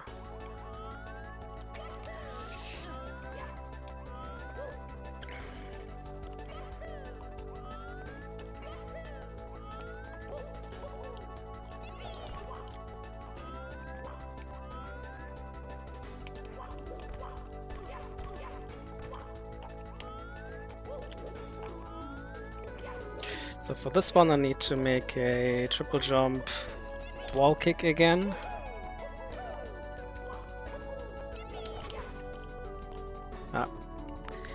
And this is one of those wall kicks. I cannot do the first frame wall kick because then Mario jumps off the wall too far. And I cannot reach the ledge anymore. Okay, that's a little bit of a troublemaker here. Okay, I think I need more height for this. Nope, that was... Oh dear.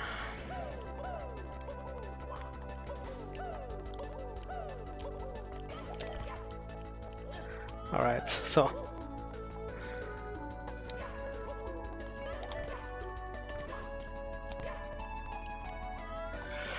Alright, so now to this.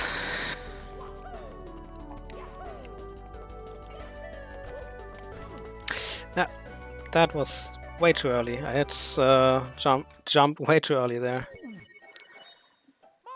And sadly, all of these failures are instant death, so just have to redo the thing.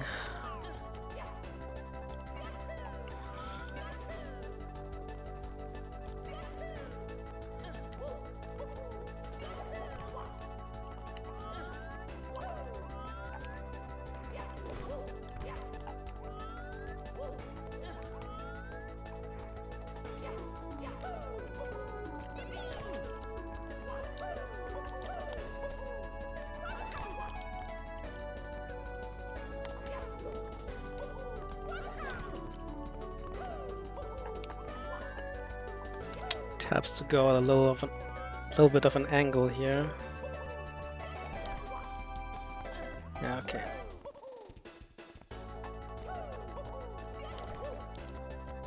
Oh god.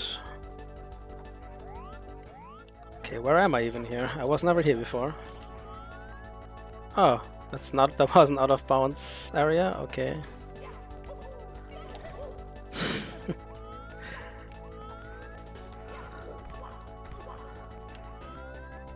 Maybe the developer left it there intentional because it looks like an area he wanted to implement. No idea.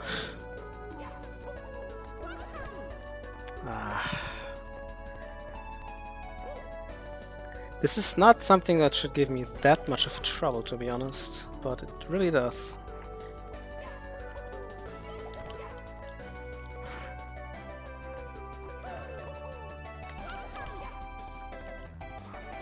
Wow.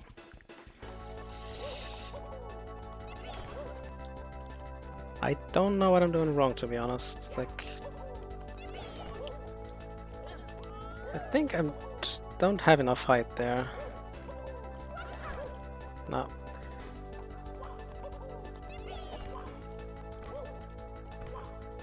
Okay, let's do this again.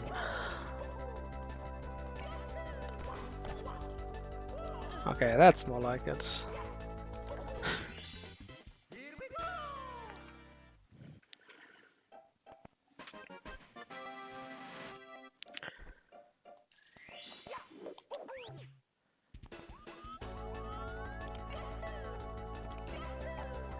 Two more to go.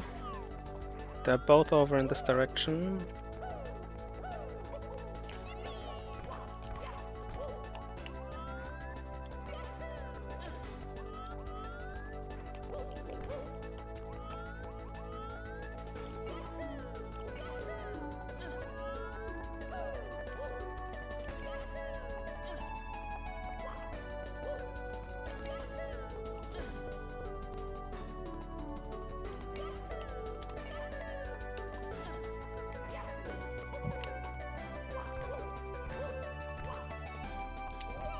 Oh dear, okay.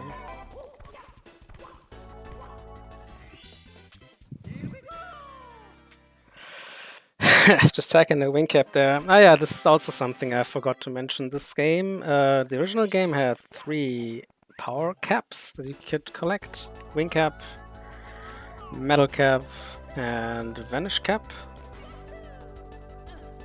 Which make you either invincible or invisible or make you go flying. But these caps are not present in this game.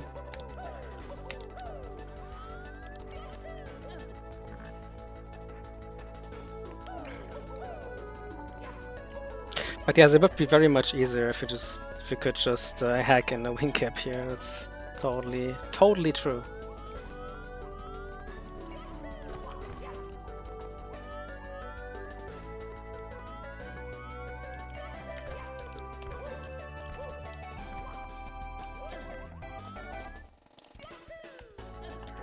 Alright, that is White Castle done. 1 death, that's fine, that's totally fine.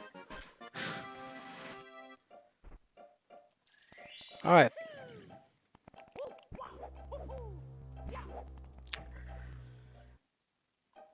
I wouldn't have believed, or I didn't think that just the triple jump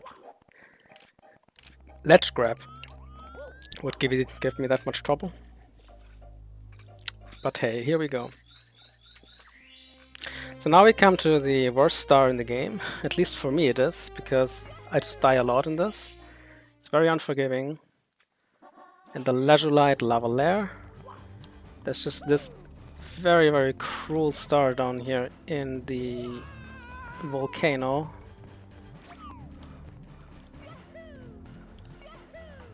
You see this lava rising, and it rises very fast. And you barely have enough time to make it over to all of these ledges here.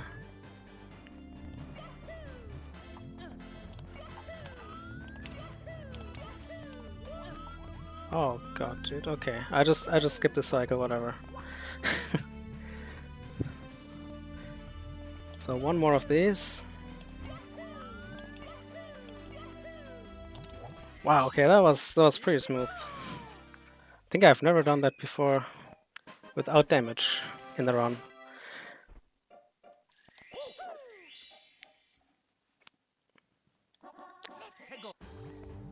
Okay. Let's just do all the other stars exactly as smooth and we are good to go. Oops. That's not what I wanted to do.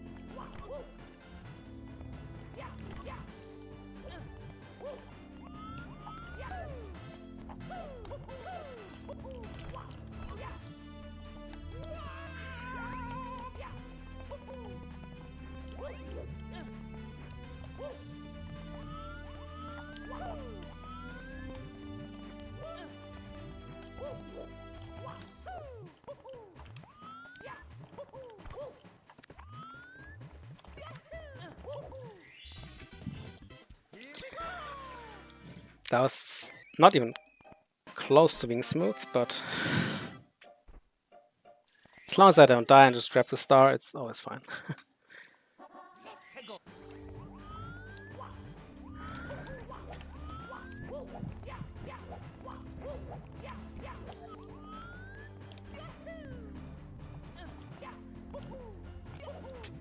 These chains that are holding the platforms here, they have no collision because they are just another one of these transparent objects.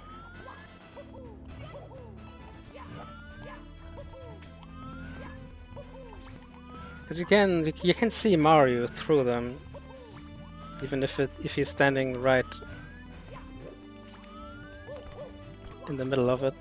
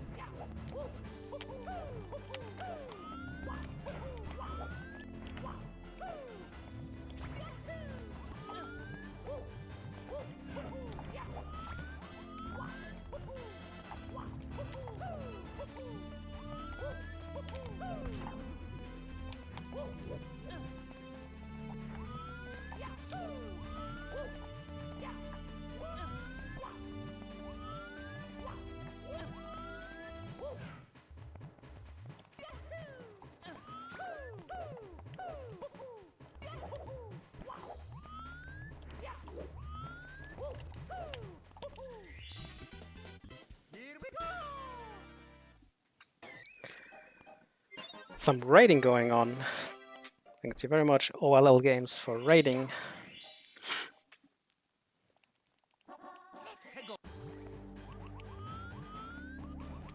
Alright, where's the volcano again? I'm getting confused right now. Oh, it's right over there.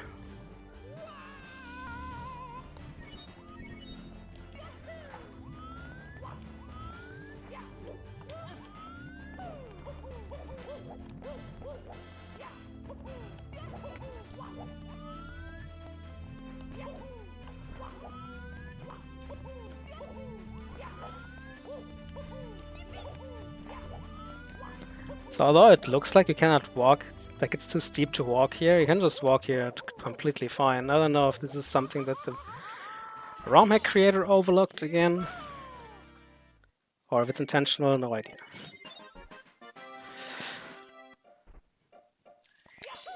But the most important thing for speedrunners, as long as it's possible, just do it. As long as it's possible and it saves time, just do it.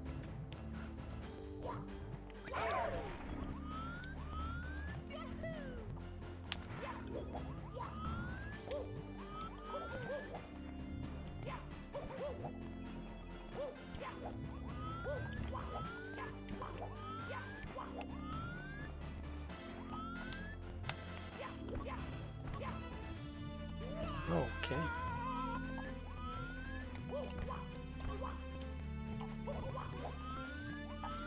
I think I'm not jumping off the correct way here. That's much better.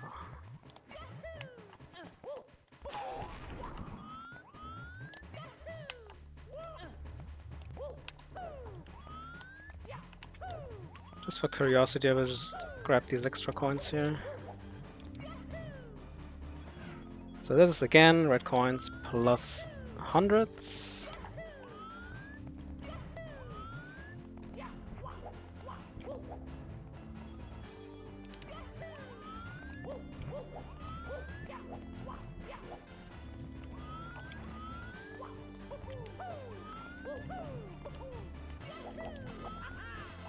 I will just get rid of this guy because he's just plain annoying.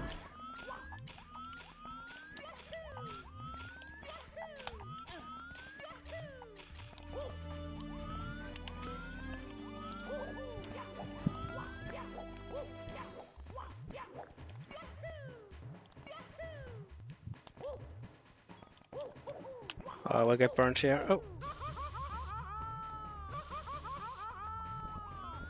Ah, that's no problem.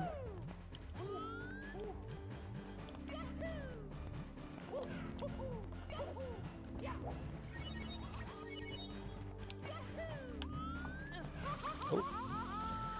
That was quite not cool.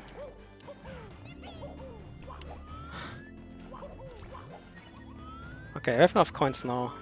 I didn't even need these two that I collected extra, but I was not entirely sure.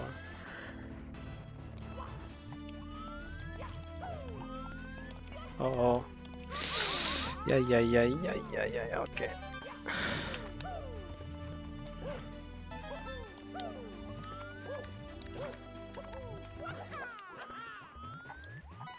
So collecting these red coins can be a little bit annoying because these jumps you have to make are stretched pretty far.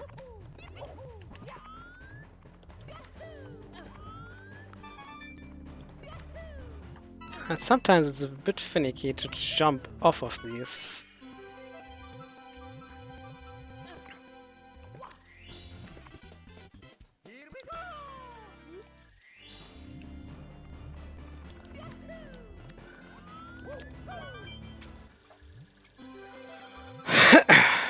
Yo, Fairs 2810.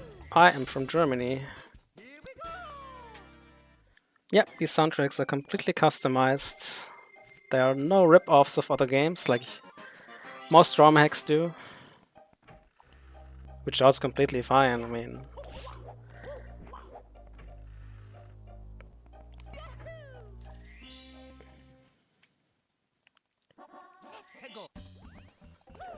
So on to the next level here. This level is called Treacherous Treetopolis. Because this game loves to have level names that are complete tongue twisters.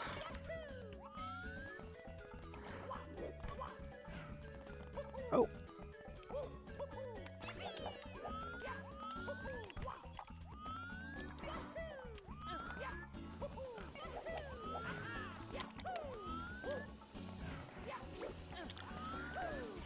Okay, this star is already a little bit dangerous here. I have to make... like, this is a slide. But I will try to completely skip the slide by just jumping off here. I think it's fine. Yeah, this is fine.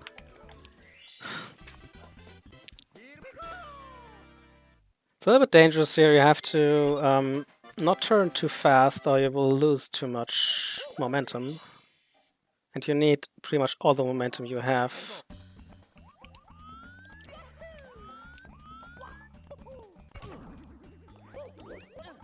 To make it over to the final platform.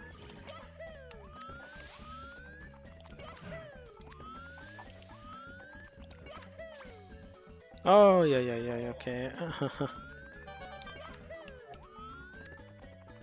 That can happen sometimes. These, the hitboxes of these don't always make much sense.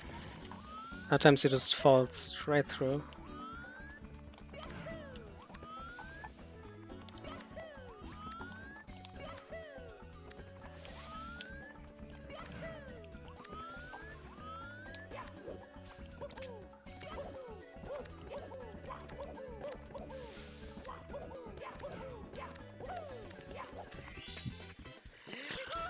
Yeah, these levels are increasing in difficulty now. It's way more dangerous to fall off stuff.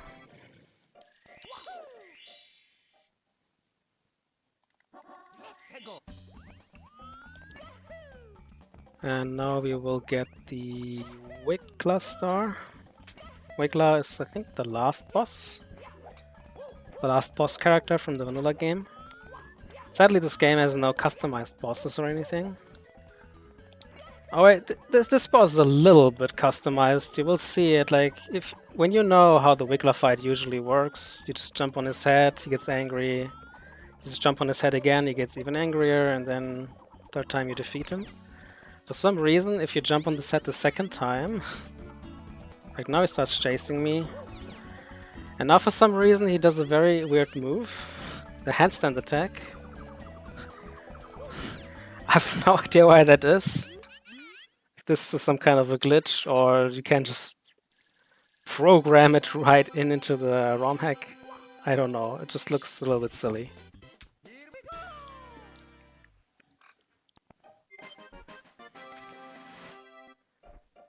Yo, Nautico. Hello there. Thanks for the good luck. That was my fault, Nardo. I think I didn't send a message. I wrote a message into our Discord, but I think I forgot to hit the enter button. Wait, where am I going? I'm going this way.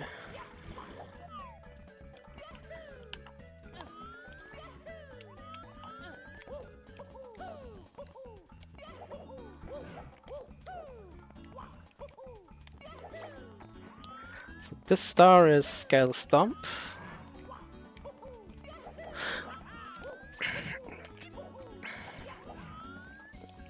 It's just a bunch of jumps over to these log platforms.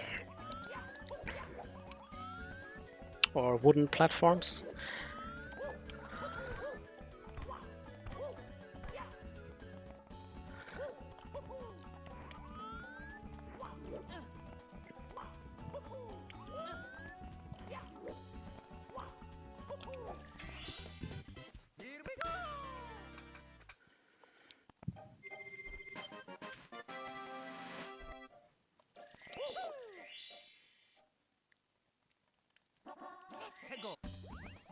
And the luminous lantern leaping is right over here.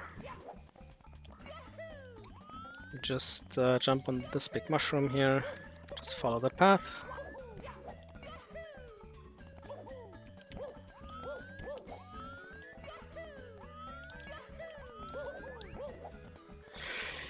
At the end of the star we will cheese it again a little bit.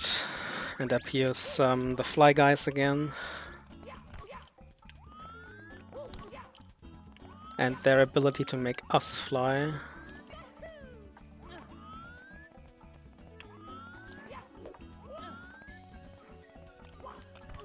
Oh dear.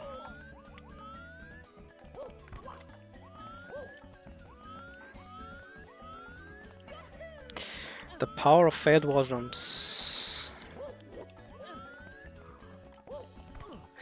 That was too early again.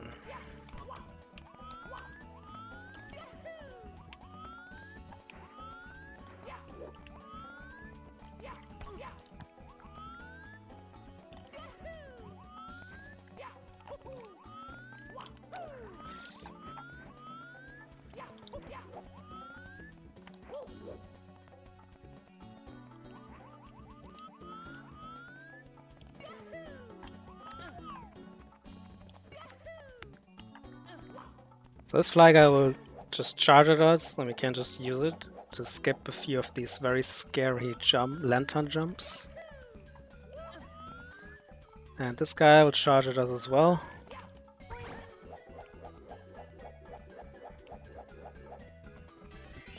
So if you know this game, you might realize these fly guys usually also have a fire attack where they spit fire at you for some reason. I think there are multiple different fly guys you can insert into these levels, and these fly guys do not have this attack. They will always charge at you.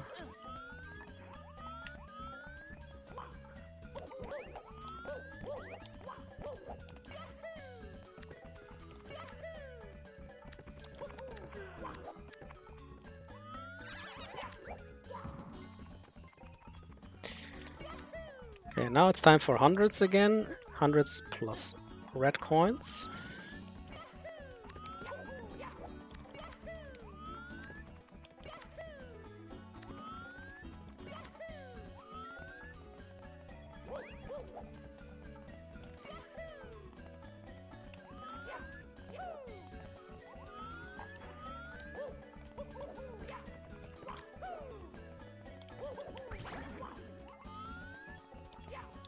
So if you make this dive attack, Mario is pretty much invincible as long as you don't hit... I don't know, some kind of a lava wall or an undefeatable enemy or obstacle. Like regular enemies, they just die.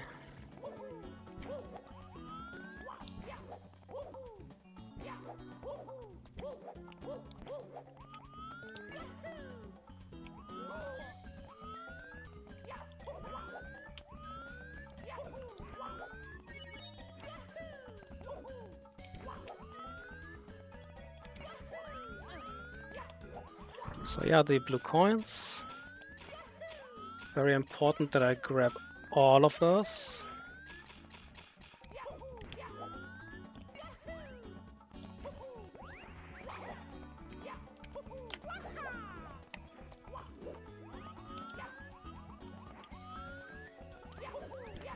Alright, now I have enough coins here to start collecting the rats.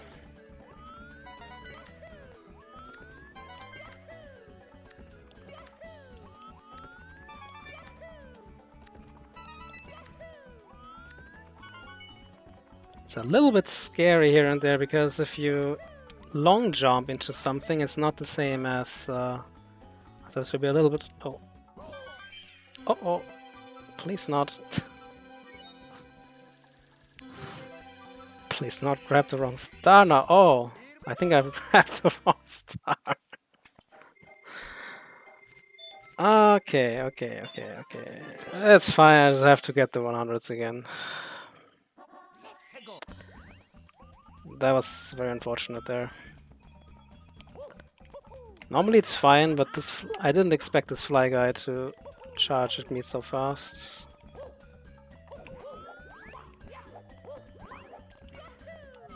Yeah, a little bit of a time loss now, but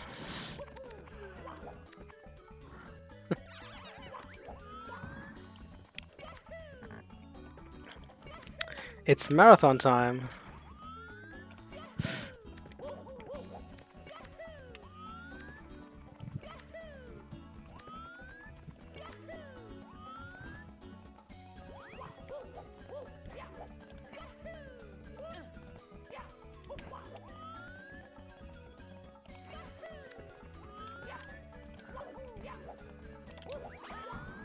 Okay, to make absolutely sure this doesn't happen again, I will just kill this guy too and get 2 extra coins.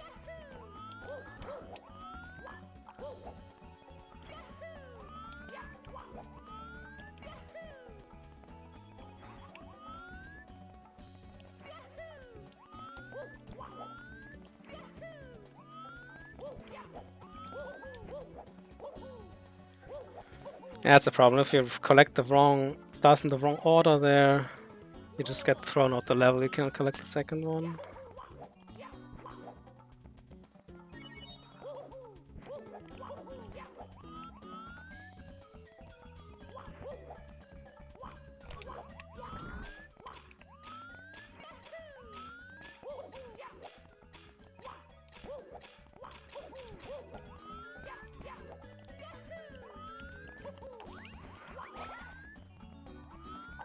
What happened to this coin?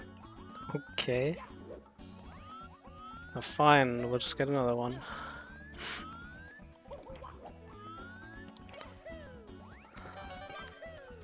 So now I have a little extra coins in my stash, so I don't even need to collect the last red to make the star spawn again.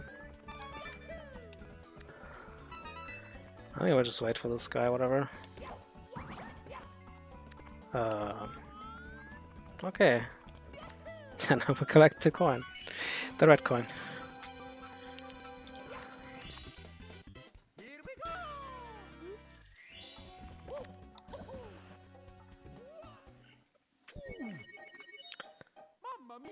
Okay. Little bit of a detour. Sorry for that, but it happens sometimes. Okay, 3 levels left.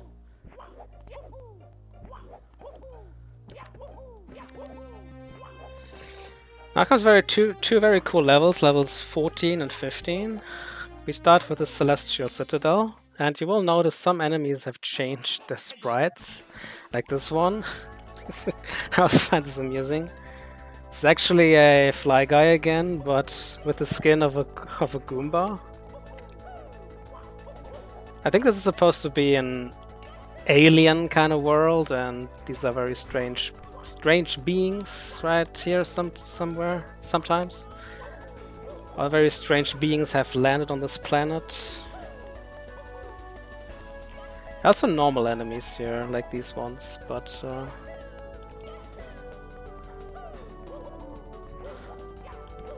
also these ones. These are actually these fire throwers, or these fire spawners, but with the skin of a thwomp.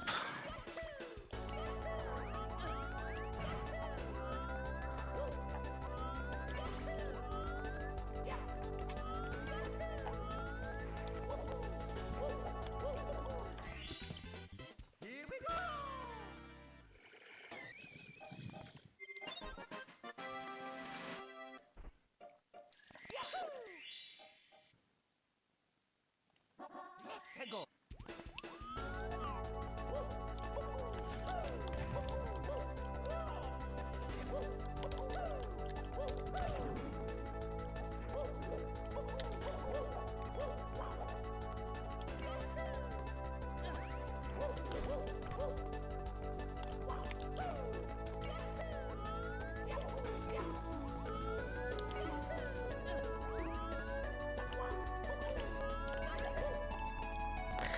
No, that wasn't close enough.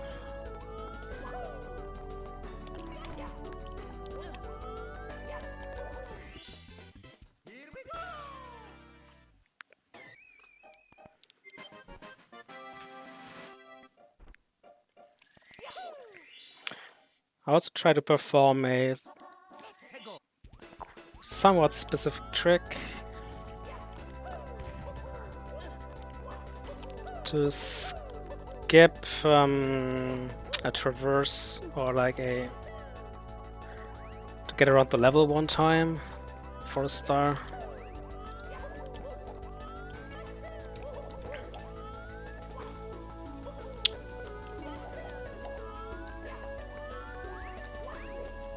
It's not this one though.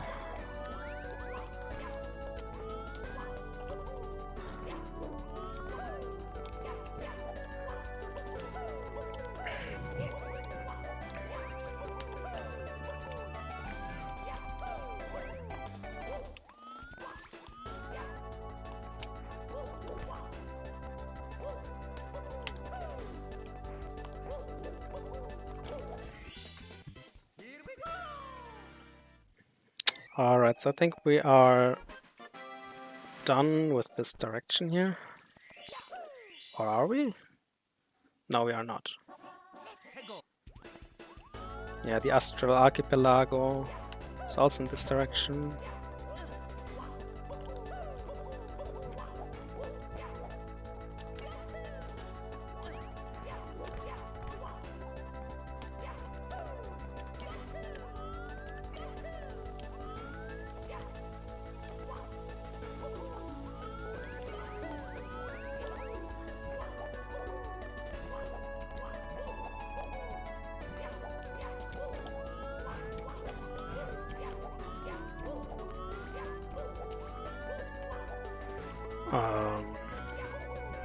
Where am I even going here?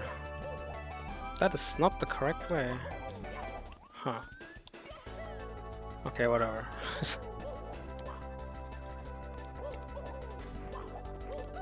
Yeah, that was not the correct way.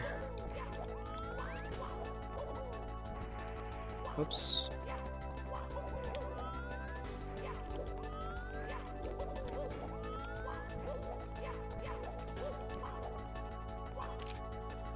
There's a secret entry here, which just leads to another star.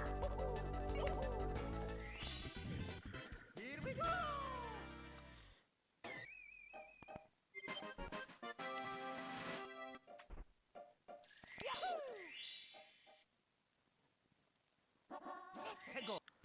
So now we'll do the Astral Archipelago.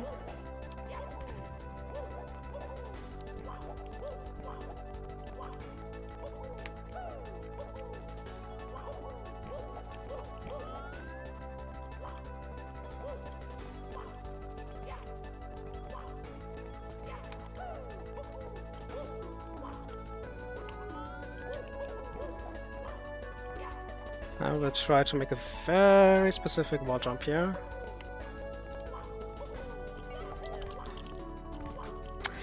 None of us already a few pixels off. Yes, okay.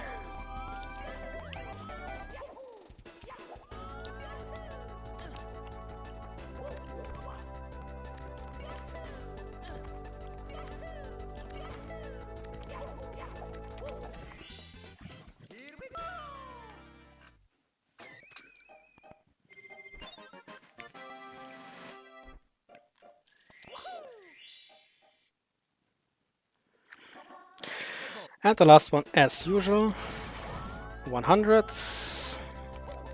and red coins. There are no red coins here in the outside section.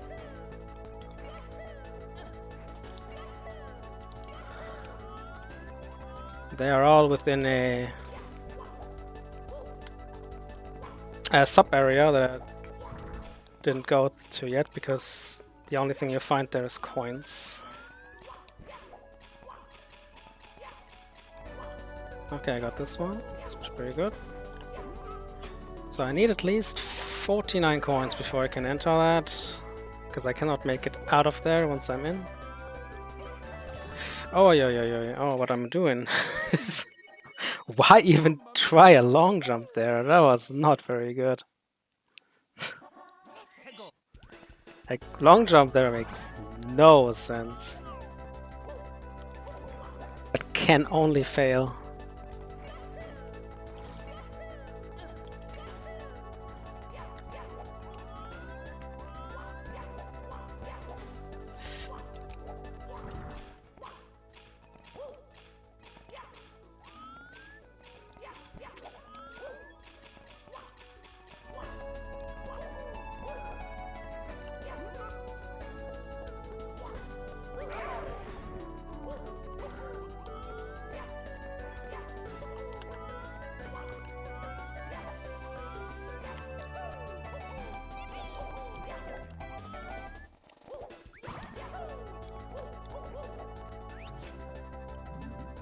So this is not a water section here.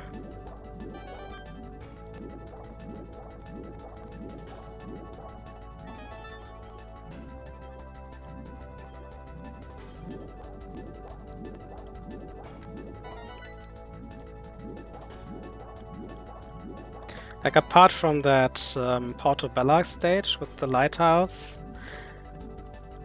I think it's the only stage, even in the entire game, where you have to swim.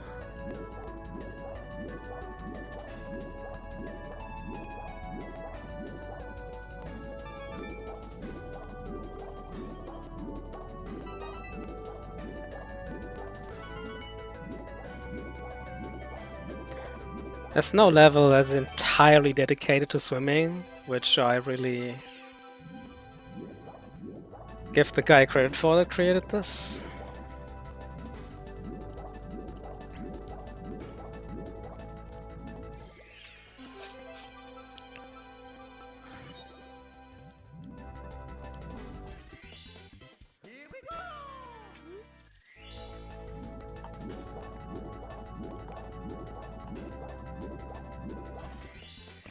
Alright, that was the Celestial Citadel.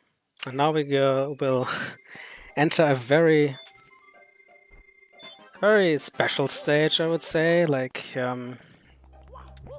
it's very cool designed. You will probably recognize a few things, even though I will try to traverse this very quickly. This is actually kind of a living room with shelves, and there are some things, some games up on the shelves that you might recognize.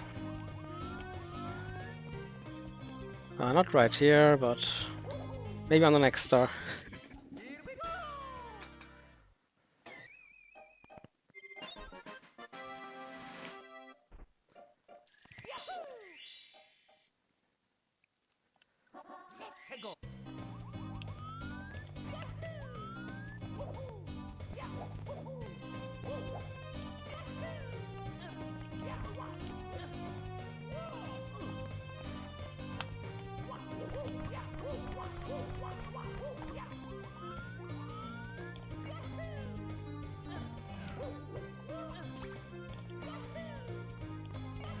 Like this one, for example.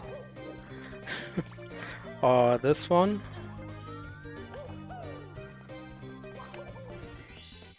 Sorry, I don't give you guys enough time to actually take a closer look at them. But you might be able to identify those already. 해골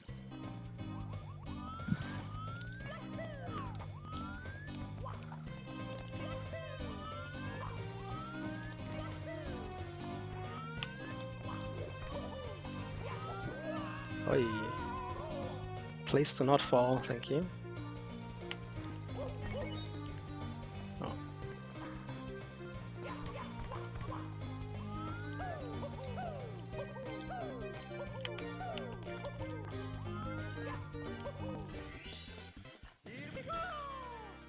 It's a Rubik's Cube here. I mean, it's also in the on this painting here, so it's not of a big surprise. You also see a 3D model of it.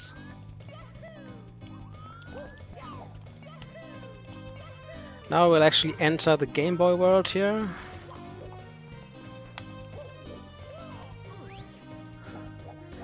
Shrink in size.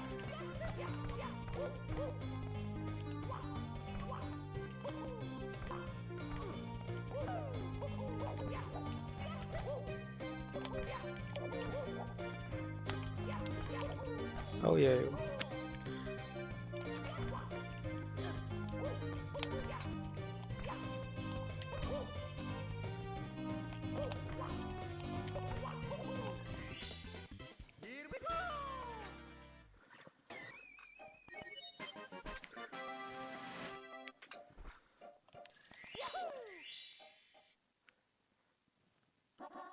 해골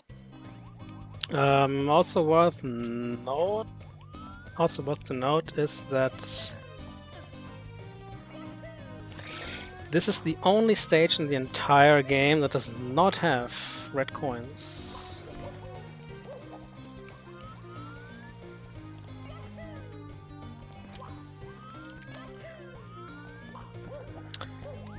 I don't know exactly why that is. I guess the ROM hack designer had too many cool ideas for other stars. And it just didn't fit in.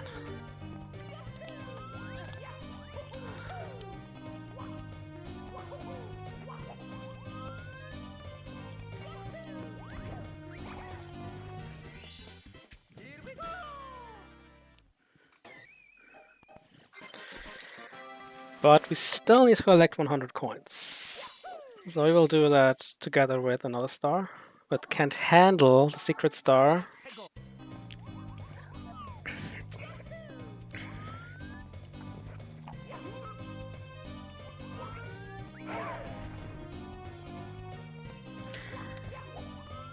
So to get the secret star, you just have to find the secrets again, and this time the secrets are just inside of the handles of the shelves. Or the... I don't even know how you call it, the cupboards.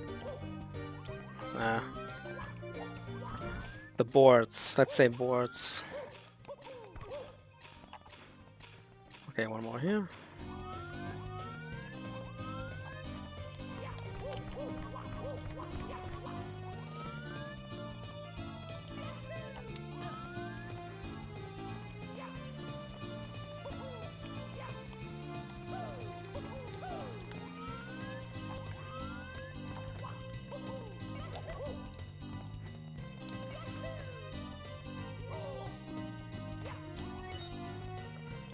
Okay, now we'll try a also very specific jump here to jump off the wall and land over there.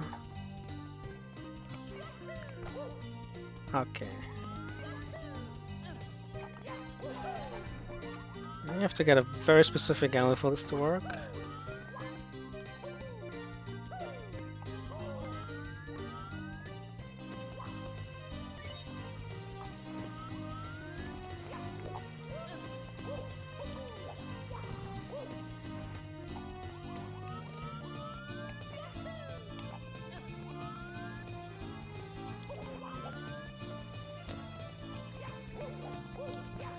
Alright, so here we have some consoles. You might just notice some games here.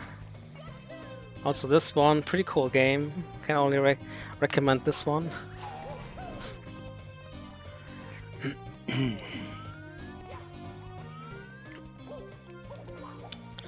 So in the secret handle, I have 4 handles on the boards, but the other handle, you might...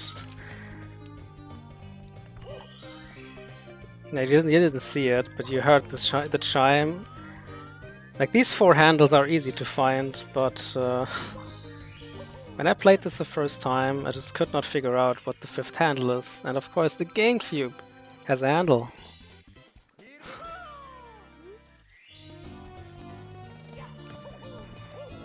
Silly me.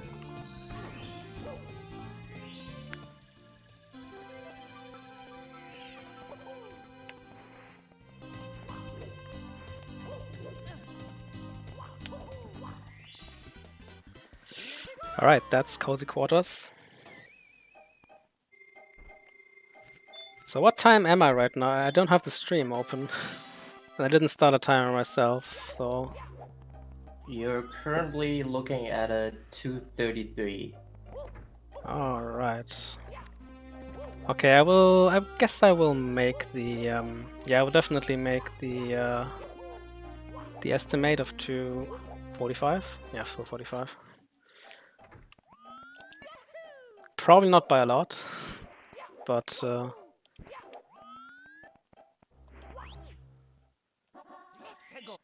so this is the last stage, called Macabre Mansion.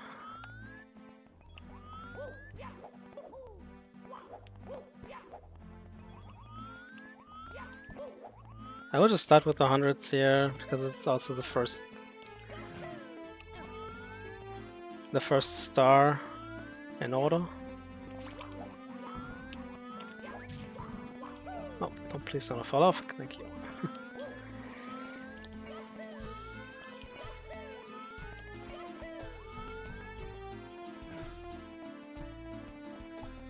Okay, sometimes very finicky to make these eyeballs lock onto Mario.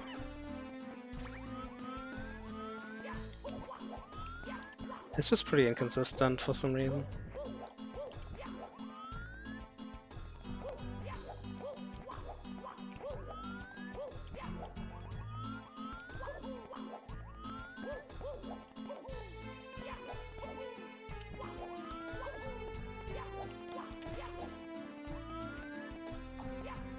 So you see another cool object.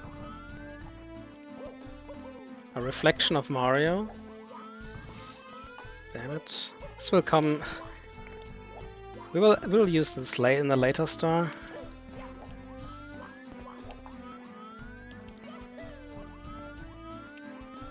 You probably already saw, like, there was some scenery in the reflection which was actually not there in reality. So I might be able to guess what's the purpose of this star is.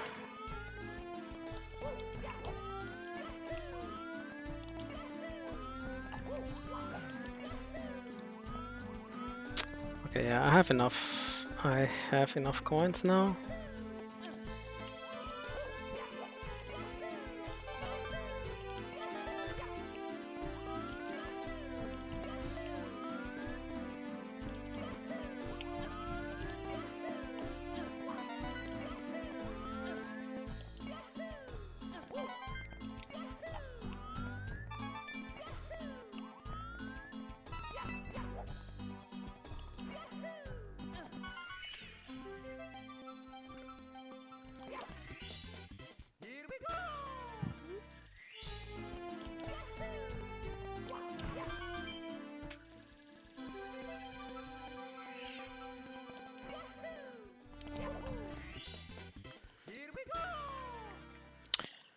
Alright, let's grab the final stars here.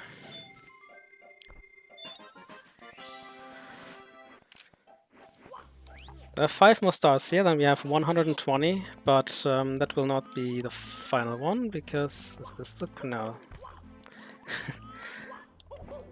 So this star is called Boost Pros Portraits. 5 of these portraits are actually fake. It's those with the young Boo on the painting. Not the old one with the mustache.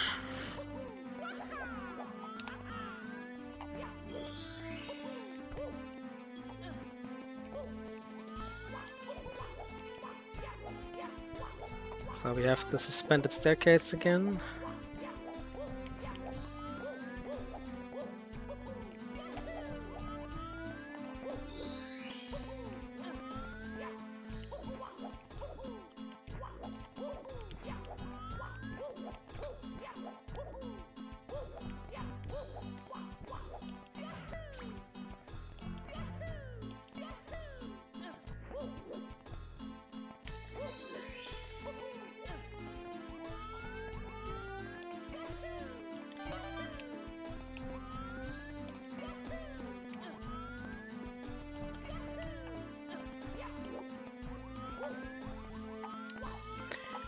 The portrait is actually on the other side, but you can just enter it from this side too.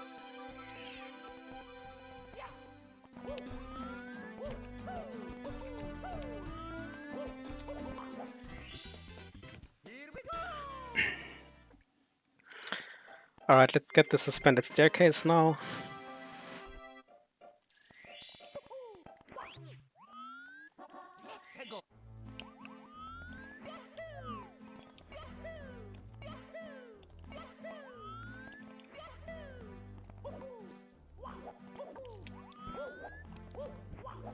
So this scenery, as you see there, is actually not visible for me, only in the reflection.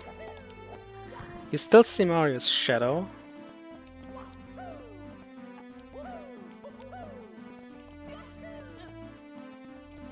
So you have to use... Oh, that was...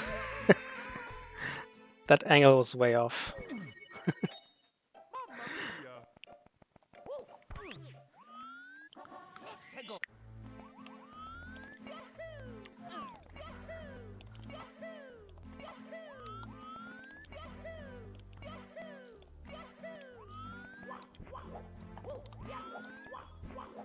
So, Riku, may I ask you something? Are you the same Riku from the Tomb Raider speedrun community?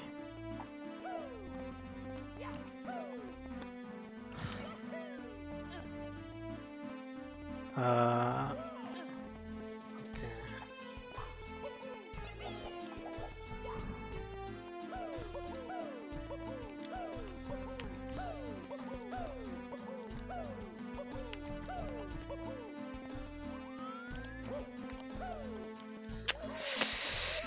I wanted to long jump there, but Mario didn't want to. Damn it.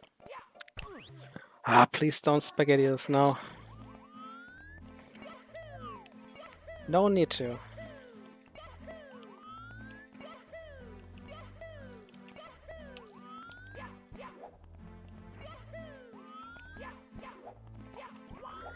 Yeah, the DS, I think there was something like that as well.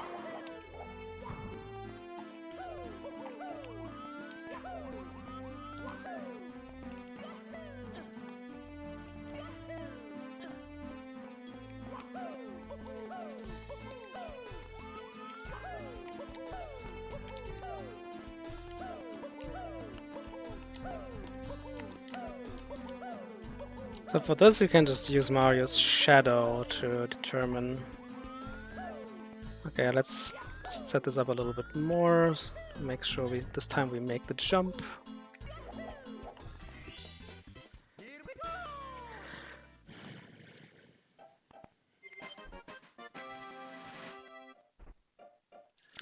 So the 121st star... For the 121st star, we have to climb this hill on the overworld. And after we grab this specific star, we will get teleported into this chamber again, where it says "Thank you for playing," that we already visited once, after we defeated the White Palace.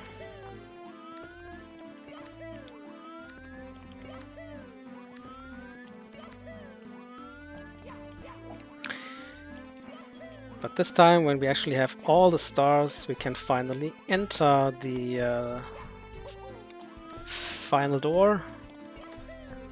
And that's also when we stop the timer.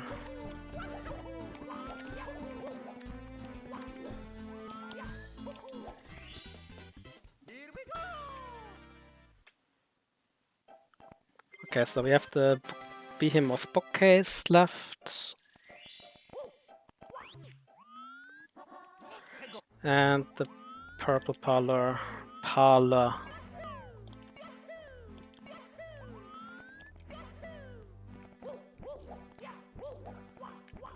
That's nothing too complicated, just follow this purple parlor. Purple floor.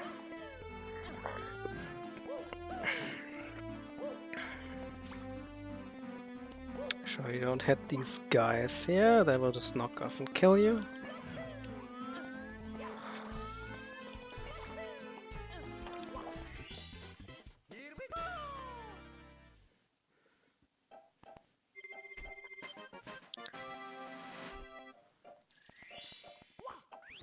Another Behemoth bookcase. We already visited this place shortly to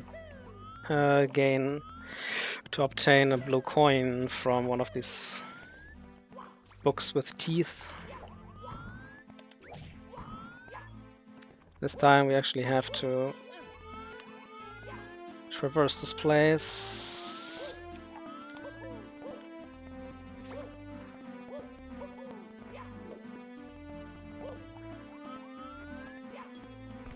Oh yeah, okay. Still side flipping.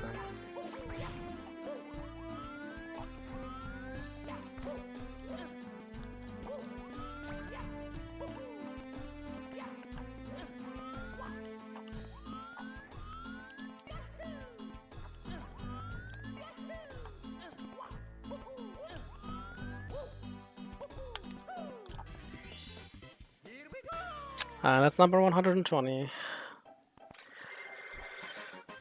So all we have to do left now is we have to go in this direction and use these platforms here to climb up the whole thing.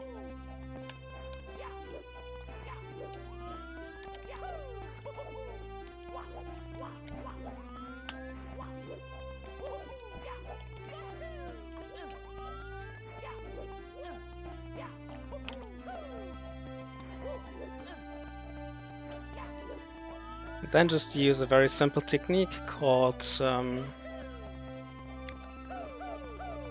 silly kick. Like if you just hold the jump button and spam the attack button, we can just make it up really steep slopes. And we are coming up on time when this screen fades right here, and time.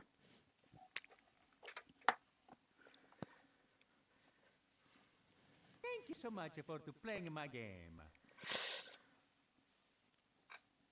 Alright, cool. So what was the time? Sorry, I don't have the stream open. Final time is 2:45:11. Dang, I didn't make it, guys. I didn't make the estimate. 11 seconds off. Alright, too bad. Right, sorry for that then.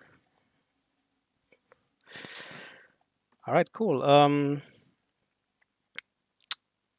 Can I make some shoutouts?